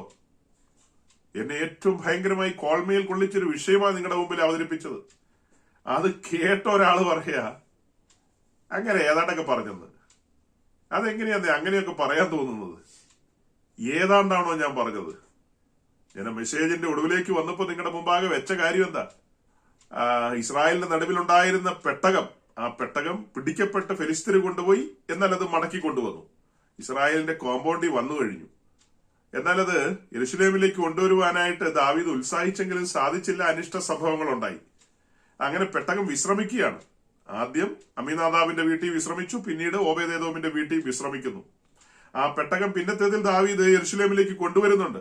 അതിനുവേണ്ടി ഒരുക്കിയ കൂടാരത്തിനകത്തേക്ക് അത് കൊണ്ടുവരുന്നുണ്ട്. എന്നാൽ സമാഗമന കൂടാരം ആ സമയത്ത് ഗിബയിലായിരുന്നു. സമാഗമന കൂടാരം എന്ന് പറഞ്ഞു കഴിഞ്ഞാൽ കൂടാരത്തിനകത്ത് പെട്ടകവും കൂടെ വരുമ്പോഴാണ്, രണ്ടും കൂടെ ഒരുമിച്ചിരിക്കുമ്പോഴാണ് കൂടാരമായിട്ട് ഒരുമിച്ച് ഫംഗ്ഷൻ ചെയ്യുന്നത്. അപ്പം അതിപരിശുദ്ധ സ്ഥലത്ത് പെട്ടകവും പ്രാകാരത്ത് യാഗപീഠവും, ഇത് രണ്ടും കൂടെ ചേരുമ്പോഴാണ് കാര്യങ്ങൾ അതിന്റെ നിലയിൽ ശുശ്രൂഷ ക്രമത്തിലേക്ക് വരുന്നത്. എന്നാൽ ഒരു പ്രത്യേക സാഹചര്യത്തില് ഇത് രണ്ടും രണ്ട് സ്ഥലത്തായി പോയി. അതിന്റെ വിശദീകരണങ്ങളൊക്കെ വേറെയുണ്ട്. എന്നാൽ ഞാൻ പറഞ്ഞു വന്നത്, ആ സമയത്ത് ദാവീദിന്റെ ആഗ്രഹപ്രകാരം പിന്നത്തേതിൽ തന്റെ മകനായ ശലോമോൻ പണിത യെരുശലേം ദൈവാലയം, ആ യെരുശലേം ദൈവാലയത്തിന്റെ അന്തർമന്ദിരത്തിലേക്ക് പെട്ടകം കൊണ്ടുവരികയായിരുന്നു. അങ്ങനെ ആ പെട്ടകം കൊണ്ടുവന്ന കാര്യത്തെക്കുറിച്ചൊരു സൂചന തന്നെ എന്താ? കൂടാരവും കൂടാരത്തിലുള്ള എല്ലാ കാര്യങ്ങളും ഇവിടെ ഇട്ടിട്ട് പെട്ടകം മാത്രം അതിപരിശുദ്ധ സ്ഥലത്തേക്ക് കടന്നുപോയി. അന്തർമന്ദിരത്തിലേക്ക് കടന്നുപോയി. അതൊരു വലിയ വെളിപ്പാടായിട്ടാണ് പറഞ്ഞത്. ചെറിയ വെളിപ്പാടല്ല പറഞ്ഞത്. അതിനോട് ചേർത്ത് ഞാൻ ഒരു കാര്യം കൂടെ പറഞ്ഞ് അവസാനിപ്പിക്കാം. നിങ്ങളുടെ മുമ്പിൽ ഇപ്പൊ ഈ കാണുന്നത് സമാഗമന കൂടാരത്തിന്റെ പിക്ചറാണ്. ഈ പിക്ചറിൽ വാതിൽ തുറന്ന് നേരെ കയറി വരുന്നത് പ്രാകാരത്തിലേക്കാണ്. പ്രാകാരത്തിൽ കടന്നു വരുന്ന നാം നമ്മുടെ രക്ഷ ഉറപ്പിക്കുന്നു. അവിടെ രക്ഷയും സ്നാനവും ഒക്കെ നടക്കുന്നു. പിന്നത്തതിൽ ആത്മസ്നാനം നാം അനുഭവിക്കുന്നു. അങ്ങനെ ആത്മസ്നാനത്തോടുകൂടി നമുക്ക് അകത്തേക്ക് പോകാനുള്ള പെർമിറ്റ് ലഭിക്കുകയാണ്. കൂടാരത്തിനകത്തേക്ക് കിടക്കാം. അങ്ങനെ കൂടാരത്തിന്റെ അകത്തേക്ക് കിടക്കുന്ന ആദ്യ ഭാഗത്തെ വിശുദ്ധ സ്ഥലമെന്നും പിന്നത്തേതിനെ അതിപരിശുദ്ധ സ്ഥലമെന്നും ആണല്ലോ പറയുന്നത്. ടാബർനാക്കലിന്റെ പഠനമൊന്നും അല്ല കേട്ടോ, അതിന് നെറ്റി ഒളിച്ചേക്കരുതാരും. അപ്പം അങ്ങനെ ആ വിശുദ്ധ സ്ഥലത്തേക്ക് കടക്കുന്ന വിശുദ്ധ സ്ഥലത്തിന് മറ്റൊരു പേരും കൂടെ നമ്മൾ പറയുമായിരുന്നു. എന്താ പറയുന്നത്? ഹോളി പ്ലേസ് അഥവാ വിശുദ്ധ സ്ഥലം, അല്ലെങ്കിൽ യഹോവയുടെ സന്നിധി. നമ്മെ സംബന്ധിച്ച് ആ വിശുദ്ധ സ്ഥലത്തേക്ക് കടക്കുക, അവിടെ നിൽക്കുക എന്നൊക്കെ പറയുന്നത് വിശുദ്ധ ജീവിതം നയിക്കുന്നതിനെയാണ് കാണിക്കുന്നത്. ഒരു പഠനത്തിന് വേണ്ടി പറയാ കേട്ടോ. അങ്ങനെ വിശുദ്ധ സ്ഥലത്തേക്ക് കടന്നു വരുന്ന ഒരുവൻ അവിടെ വിശുദ്ധ ജീവിതം നയിച്ചു നിൽക്കുകയാണ്. അങ്ങനെ നിൽക്കുമ്പോൾ അവന്റെ മുമ്പിൽ ഒരു തിരശ്ശീലയുണ്ട്. ആ തിരശ്ശീല നീങ്ങിക്കഴിഞ്ഞാൽ അവൻ നേരെ ജമ്പ് ചെയ്യുന്നത് അതിപരിശുദ്ധ സ്ഥലത്തിന്റെ അനുഭവത്തിലേക്കാണ്. അതാണ് തെസ്സലോനിക്ക ലേഖനത്തിൽ പറയുന്നത്. കർത്താവ് താൻ ഗംഭീരനാദത്തോടുകൂടി കർത്താവിന്റെ മണവാട്ടി ഭൂമിയിൽ നിന്ന് എടുക്കപ്പെടുകയും പിന്നീട് നാം അവനോടുകൂടെ ഒരുമിച്ചിരിക്കും. എപ്പോഴും എല്ലായ്പ്പോഴും അവനോടുകൂടെ ഒരുമിച്ചിരിക്കുകയായിരിക്കും. അത് സ്വർഗതലങ്ങളിലായിരിക്കും, ഉയരത്തിലായിരിക്കും, കർത്താവിന്റെ സന്നിധിയിലായിരിക്കും. അതെങ്ങനെയോ ഏതോ എന്നൊക്കെ ഉള്ളത് നമുക്കറിയില്ല. നമുക്ക് വചനത്തിലൂടെ അത്രേ അറിയൂ. അപ്പൊ ഇവിടെ വിശുദ്ധ ജീവിതം നയിച്ചുകൊണ്ട് ആവലോടെ കാത്തിരിക്കുന്ന ഒരുവൻ ക്ഷണനേരം കൊണ്ട് ജമ്പ് ചെയ്യുകയാണ്. ആകാശങ്ങളെയെല്ലാം താണ്ടി കീറി മുറിച്ചുകൊണ്ട്, ഒന്നാം സ്വർഗം രണ്ടാം സ്വർഗം അതിനെയെല്ലാം താണ്ടി എങ്ങോട്ട് പോവുകയാണ്? മൂന്നാം സ്വർഗത്തിലേക്ക് കടക്കുകയാണ്. അങ്ങനെ ഉയരത്തിലേക്ക് കടക്കുകയാണ്. അപ്പൊ എന്താ നമ്മൾ പറഞ്ഞത്? ഈ പ്രാകാരത്തിൽ നിൽക്കുന്നവന്റെ ആഗ്രഹവും വാഞ്ചയുമാണ്. എന്റെ ദൈവമേ, പ്രാകാരം കൊണ്ട് അവസാനിച്ചു പോവുകയല്ല, എനിക്ക് ആ അതിപരിശുദ്ധ സ്ഥലത്തിന്റെ അനുഭവത്തിൽ എത്തിച്ചേരണം. എന്റെ ലക്ഷ്യം അതാണ്, എന്റെ ഗോൾ അതാണ്. ഫൈനൽ ഡെസ്റ്റിനേഷൻ എവിടെയാ? മണവാളനോടുകൂടെ മണവാട്ടി പറ്റിച്ചേർന്ന് ഒന്നായി തീരുകയാണ്. അങ്ങനെ ആയിത്തീരണമെങ്കിൽ അവൾ സ്വജനത്തെയും പിതൃഭവനത്തെയും എല്ലാം മറക്കേണ്ടി വരും. പലതും മറക്കേണ്ടി വരും, പലതും ഉപേക്ഷിക്കേണ്ടി വരും. ഈ യാത്രയിൽ അവിടേക്ക് പ്രവേശിക്കണമെങ്കിൽ ക്രൂശ് ചുമലിലുള്ളവർക്ക് മാത്രമേ അങ്ങോട്ട് പ്രവേശിക്കാൻ കഴിയൂ. ക്രൂശ് ചുമലിലുള്ളവർ മാത്രമേ അങ്ങോട്ട് പ്രവേശിക്കുകയുള്ളൂ. അല്ലാത്തവരൊന്നും പ്രവേശിക്കില്ല. അല്ലാത്തവര് രക്ഷാനുഭൂതി വന്നിട്ടുണ്ടെങ്കിൽ പുതിയ ഭൂമിയിൽ അവരുണ്ടാകും, അത് വേറെ കാര്യം. ക്രൂശ് എടുത്തവന് മാത്രമേ പറ്റിച്ചേർന്ന് ഒന്നായി തീരാൻ കഴിയുള്ളൂ. പിന്നാലെ ഈ ശരീരത്തിന്റെ സമർപ്പണം എന്നുള്ളൊരു വിഷയം ഒന്ന് രണ്ട് മെസ്സേജും കൂടെ പറഞ്ഞു വേണം അത് പൂർത്തീകരിക്കാൻ. അത് നമ്മുടെ പെൻഡിങ്ങിലാ. അപ്പോ ഈ ന്യൂ ജനറേഷൻ പെന്തിക്കോസ്റ്റും എന്നുള്ളൊരു വിഷയമായിരുന്നു ഇന്ന് പറയേണ്ടിയിരുന്നത്. നമുക്കതിന് കഴിഞ്ഞില്ല. പകരം മെസ്സേജ് ഇങ്ങനെ ഒരു ജനറൽ മെസ്സേജ് ആയി തീർന്നു. ആ വിഷയവും കൂടെ കഴിഞ്ഞിട്ട് അതിലേക്ക് വരുമ്പോൾ ഞാൻ അതിന്റെ ഒരു ശരിയാവണ്ണ ഒരു പിക്ചർ നിങ്ങളുടെ മുമ്പാകെ കൊണ്ടുവരാം, ഒരു വിശദീകരണം തരാം. അപ്പൊ ഇപ്പൊ ഇത്ര ഓർമ്മിപ്പിച്ചു വിടുകയാണ്. ഈ പ്രാകാരത്തിൽ നിൽക്കുന്ന ഒരു വ്യക്തിയെ സംബന്ധിച്ച് ഈ അന്തർമന്ദിരം, അതിപരിശുദ്ധ സ്ഥലത്തേക്ക്, പ്രാകാരത്തിൽ നിൽക്കുന്ന വ്യക്തിയെ സംബന്ധിച്ച് അതിപരിശുദ്ധ സ്ഥലത്തേക്കുള്ള പ്രവേശനമാണ് സ്വപ്നം. അതായത് കർത്താവിനോട് കൂടെ ചേർന്നിരിക്കുന്ന അനുഭവമാണത്. പുതിയ യെരൂശലേമിന്റെ അനുഭവമാണത് കാണിക്കുന്നത്. മണവാളനും മണവാട്ടി ഒന്നായി തീരുന്ന അനുഭവമാണത് കാണിക്കുന്നത്. അല്പം മുമ്പ് ഞാൻ എന്താ പറഞ്ഞത്? സമാഗമന കൂടാരമൊക്കെ അവിടെ ഉരിഞ്ഞിട്ടു. ആ കൂടാരം എന്താ കാണിക്കുന്നത്? മോശയുടെ കൂടാരം, താൽക്കാലികമായ കൂടാരം. ആ കൂടാരം ഉരിഞ്ഞു വെച്ചു കഴിഞ്ഞിട്ട് ശലോമോന്റെ ആലയം പണിയല്ലേ? അതുപോലെ യേശുക്രിസ്തു മൺമയമായ കൂടാരത്തിലൂടെ ജീവിച്ചു, സഞ്ചരിച്ചു. പിന്നത്തേതിലൊരു വിൺമയ കൂടാരത്തിലേക്ക് പ്രവേശിച്ചു. ദൈവസഭ സഞ്ചാരികളുടെ സംഘമായി, കൂടാരവാസികളായി ഇപ്പൊ സഞ്ചരിച്ചുകൊണ്ടിരിക്കുകയാണ്. ആ കൂടാരം ഉരിഞ്ഞു വെച്ചിട്ട് ഒരു പെർമനന്റ് സ്ട്രക്ചറിലേക്ക് കടക്കും. അത് പുതിയ ഭൂമിയിലാണ്. കാഹളം ധനിക്കും, ഞൊടിയിടയിൽ നാം അതിലേക്ക് പ്രവേശിക്കും. അപ്പം ഇവിടെ ഈ കൂടാരത്തിൽ നിന്ന് പെട്ടകം മാത്രം അന്തർമന്ദിരത്തിലേക്ക് പ്രവേശിച്ച ആ പ്രവേശനം പറയുമ്പോൾ അതെങ്ങനെയാ പ്രവേശിച്ചത്? മണവാളനും മണവാട്ടിയും കൂടെ ഒരുമിച്ചാ പ്രവേശിച്ചത്. കാഹളം ധനിച്ച് സഭയെടുക്കപ്പെട്ടു. പിന്നത്തേതിൽ ഇവിടെ എതിർക്രിസ്തുവിന്റെ ഭരണമുണ്ട്. ആ ഭരണത്തിന് ശേഷം 1000 ആണ്ട് വാഴ്ച ഒരു ഭരണമുണ്ട്. ആ 1000 ആണ്ട് വാഴ്ചയിൽ മിലേനിയൻ ടെമ്പിൾ പണിയും. മിലേനിയൻ ടെമ്പിൾ യെരുശലേമില്. ആ മിലേനിയൻ ടെമ്പിൾ പണിയുമ്പോൾ അതുമായി ബന്ധപ്പെട്ട ഡീറ്റെയിൽസ് പറയുന്നത് എസെക്കിയേൽ 40 മുതൽ ഏതാണ്ട് ഒരു 47 വരെയുള്ള അധ്യായത്തിലാണ്, അല്ലെ 46 വരെയുള്ള അധ്യായത്തിലാണ് മിലേനിയൻ ടെമ്പിളിന്റെ ഡീറ്റെയിൽസ് ഉള്ളത്. അപ്പൊ അതെല്ലാം പറഞ്ഞു വരുമ്പോൾ അതിന്റെ അന്തർമന്ദിരത്തില് മോസ്റ്റ് ഹോളി പ്ലേസില് പെട്ടകമല്ല കൊണ്ടുപോയി വെക്കുന്നത്. അതിനു പകരം മണവാളനും മണവാട്ടിയും കൂടെ ഒരുമിച്ച് അവിടെ ഇരിക്കുകയാണ്. അന്തർമന്ദിരത്തില് മിലേനിയൻ ടെമ്പിളിൽ ആരാ ഇരിക്കുന്നത്? മണവാളനും മണവാട്ടിയും കൂടെ. അതാണ് സിംഹാസനസ്ഥനായിട്ടിരിക്കുകയാണ്. ജയിക്കുന്നവൻ എന്നോടുകൂടെ സിംഹാസനത്തിലിരിക്കും. 1000 ആണ്ട് വാഴ്ചയും പൂർത്തീകരിച്ച് പിന്നത്തേതിൽ പുതിയ ഭൂമി വെളിപ്പെടുമ്പോൾ പുതിയ ഭൂമിയിൽ പുതിയ യെരുശലേമിൽ കുഞ്ഞാടും കാന്തയും ഒരുമിച്ചിരിക്കുകയാണ്. ഈ പുതിയ യെരുശലേം എന്ന് പറയുന്നതാണ് കുഞ്ഞാടിന്റെ കാന്ത. ഈ പുതിയ യെരുശലേം എന്ന് പറയുന്നത് എന്താ? അതാണ് കുഞ്ഞാടിന്റെ കാന്ത. നമ്മുടെ ജോർജ് സവറിന് ഇടയ്ക്ക് എന്നോടൊരു ചോദ്യം ചോദിച്ചായിരുന്നു. അതായത് ഈ വെട്ടുകുഴിയിൽ വെച്ച് വെട്ടുകുറവ് തീർത്ത് കൊണ്ടുപോകുന്ന കല്ലുമായി ബന്ധപ്പെട്ട് ചില കാര്യങ്ങൾ ചോദിച്ചു. അപ്പൊ ഞാനത് പറഞ്ഞിരുന്നു, അടുത്ത ദിവസം പറയാം സഹോദരാന്ന്. അത് പറയാനിരുന്ന സമയത്താണ് കൊട്ടാരക്കരയിലും കൊയിലാണ്ടിയിലൊക്കെ ആളുകൾ ഓരോ പടക്കം പൊട്ടിച്ചത്. അങ്ങനെ ആ കാര്യങ്ങൾ പറയാൻ പറ്റാതെ നമ്മള് ശരീരത്തിന്റെ സമർപ്പണം എന്നുള്ളൊരു വിഷയത്തിൽ നിന്ന് സ്കിപ്പ് ചെയ്തു പോയി. പകരം പെന്തിക്കോസ്റ്റും ന്യൂ ജനറേഷൻ പെന്തിക്കോസ്റ്റും എന്നുള്ളതിലേക്ക് കടന്നു വന്നുപോയി. ഇതൊന്ന് പൂർത്തീകരിച്ചിട്ട് അതിലേക്ക് വരും ദിവസങ്ങളിൽ കടക്കാം. ഇപ്പൊ ഞാൻ ഓടിച്ചു പറഞ്ഞിങ്ങനെ അവസാനിപ്പിക്കുകയാണ്. പെട്ടകം അന്തർമന്ദിരത്തിലേക്ക് കടക്കുകയാണ്. അന്തർമന്ദിരത്തിന്റെ വാതിൽ ഒലിവ് കൊണ്ടുള്ള വാതിലാണ്. ഒലിവുമായി ബന്ധപ്പെട്ട് പലതും പറയാനുണ്ട്. എന്നാൽ ചുരുക്കി ഇങ്ങനെ പറയാം, ഒലിവ് പുതിയ ആരംഭങ്ങളെ കാണിക്കുകയാണ്. പുതിയ ആരംഭങ്ങളെ, അതായത് നോഹയുടെ കാലത്ത് 40 ദിവസത്തെ ജലപ്രളയം കഴിഞ്ഞ് പ്രാവിനെ പറത്തി വിട്ട് കഴിഞ്ഞ് അത് തിരിച്ചു കൊണ്ടുവന്നത് ഒരു ഒലിവിന്റെ ഇലയാണ്, ഒലിവിന്റെ ചില്ലയാണ് കൊണ്ടുവന്നത്. ഒരു പുതിയ ആരംഭം കുറിക്കപ്പെടുന്നതിനെയാണ് അത് കാണിക്കുന്നത്. അതുപോലെ ഒരു പ്രത്യാശയും പ്രതീക്ഷയുമാണത് അത് കാണിക്കുന്നത്. അപ്പം വാതിൽ തുറക്കപ്പെടുമ്പോൾ അന്തർമന്ദിരത്തിലേക്ക് പെട്ടകം പ്രവേശിക്കുകയാണ്. പുതിയൊരു ജീവിതക്രമം ആരംഭിക്കുകയാണ്. ശരിക്കും ഈ 1000 ആണ്ട് വാഴ്ചയിൽ ദൈവസഭയ്ക്ക് വലിയ റോളില്ല. കാരണം അത് ഒരു ദിവസത്തെ ഒരു ഭരണമാണ്. 1000 ആണ്ട് വാഴ്ച എന്ന് പറയുന്നത് എത്രയേ ഉള്ളൂ? 1000 വർഷമാണ് ഭരിക്കുന്നെങ്കിൽ അത് ഒറ്റ ദിവസത്തെ ഭരണമാണ്. 1000 വർഷം ഒരു ദിവസമേ ഉള്ളൂ. അത് കഴിഞ്ഞ് പുത്രൻ രാജ്യം പിതാവിനെ ഏൽപ്പിക്കുന്നു. പിന്നത്തേതിൽ എന്താ കാണുന്നത്?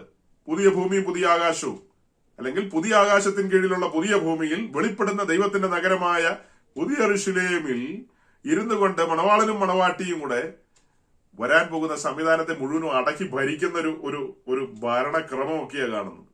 അപ്പൊ അതിനൊക്കെയായിട്ട് വിളിക്കപ്പെട്ട മനുഷ്യരാണ് നാം. അതിലേക്കൊക്കെ സഞ്ചരിക്കണമെങ്കിൽ ഇടയ്ക്ക് പറഞ്ഞ കാര്യം ഒന്നുകൂടെ പറയുകയാണ്. വിശപ്പും ദാഹമൊക്കെ വേണം. വിശപ്പും ദാഹമൊക്കെ. ജോലി ഡ്യൂട്ടി ഒന്നും പറഞ്ഞ് കൈ കഴുകാൻ നോക്കണ്ട. കൈ കഴുകിയാൽ അവിടെ ചെല്ലുമ്പോൾ കൈ കഴുകി കാണിക്കും. ഇന്ന് നിങ്ങൾ കൈ കഴുകി കാണിക്കുകയാണ് എന്റെ മുമ്പിലെങ്കിൽ ഇതൊക്കെ കേട്ടിട്ട് സമയമില്ല പാസ്റ്റർ പ്ലീസ്, കൈ കഴുകുകയാണെങ്കിൽ കുഴപ്പമൊന്നുമില്ല, അവിടെയും കൈ കഴുകും. അപ്പൊ അങ്ങനെ കൈ കഴുകാൻ ഇടവരരുത്. അതുകൊണ്ട് സമയം കണ്ടെത്തിക്കൊള്ളണം. ക്ഷീണം ഉണ്ടെന്നുള്ളത് അറിയാം, അല്ലേ? ആത്മാവ് ഒരുക്കമാണെങ്കിലും ജഡത്തിന് ബലഹീനതയൊക്കെ ഉണ്ട്, അതൊക്കെ സത്യമാണ്. മനഃപൂർവ്വമായിട്ട് നമ്മൾ ഉത്സാഹിക്കണം. നമ്മുടെ ആത്മീയ ജീവിതത്തിന് വേണ്ടി നാം കരുതേണ്ടതുണ്ട് സഹോദരങ്ങളെ.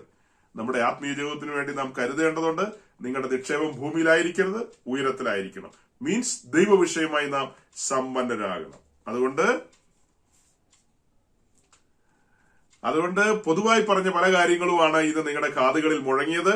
ആ കേട്ട കാര്യങ്ങളൊന്നും ഒഴുകിപ്പോകാതെ, നിഷ്ഫലമായി പോകാതെ അതെല്ലാം പ്രയോജനം ചെയ്യട്ടെ. 2025 നമ്മുടെ കർത്താവ് നിശ്ചയമായി നമ്മെ കൈപിടിച്ചു നടത്തും. ഇന്നലെ വരെ നടത്തിയെങ്കിൽ ഞാൻ ഉറപ്പിച്ചു പറയുകയാണ്, എത്ര വലിയ കാറ്റടിച്ചാലും കൊടുങ്കാറ്റടിച്ചാലും കാഹളം ധ്വനിക്കുന്നത് വരെ, അല്ലെങ്കിൽ നമ്മുടെ മരണം എന്നാണോ അവിടം വരെ അവൻ ജയകരമായി നടത്തും. അവന്റെ വാക്കെന്തെന്ന ഉവെന്ന് പറഞ്ഞാൽ ഉവെന്ന് മാത്രമാണ്. ഞാൻ നിന്നെ ഒരു നാളും ഉപേക്ഷിക്കില്ല, കൈവിടില്ലെന്നാണ് പറഞ്ഞിരിക്കുന്നത്. ആ വാക്തത്വത്തെ മുറുകെ പിടിച്ചുകൊണ്ട്, ആ വാക്തത്വത്തിൽ ചാരിക്കൊണ്ട് നമുക്ക് ജയകരമായി മുൻപോട്ട് പോകാം. കർത്താവ് നിങ്ങളെ സഹായിക്കട്ടെ. Thank you.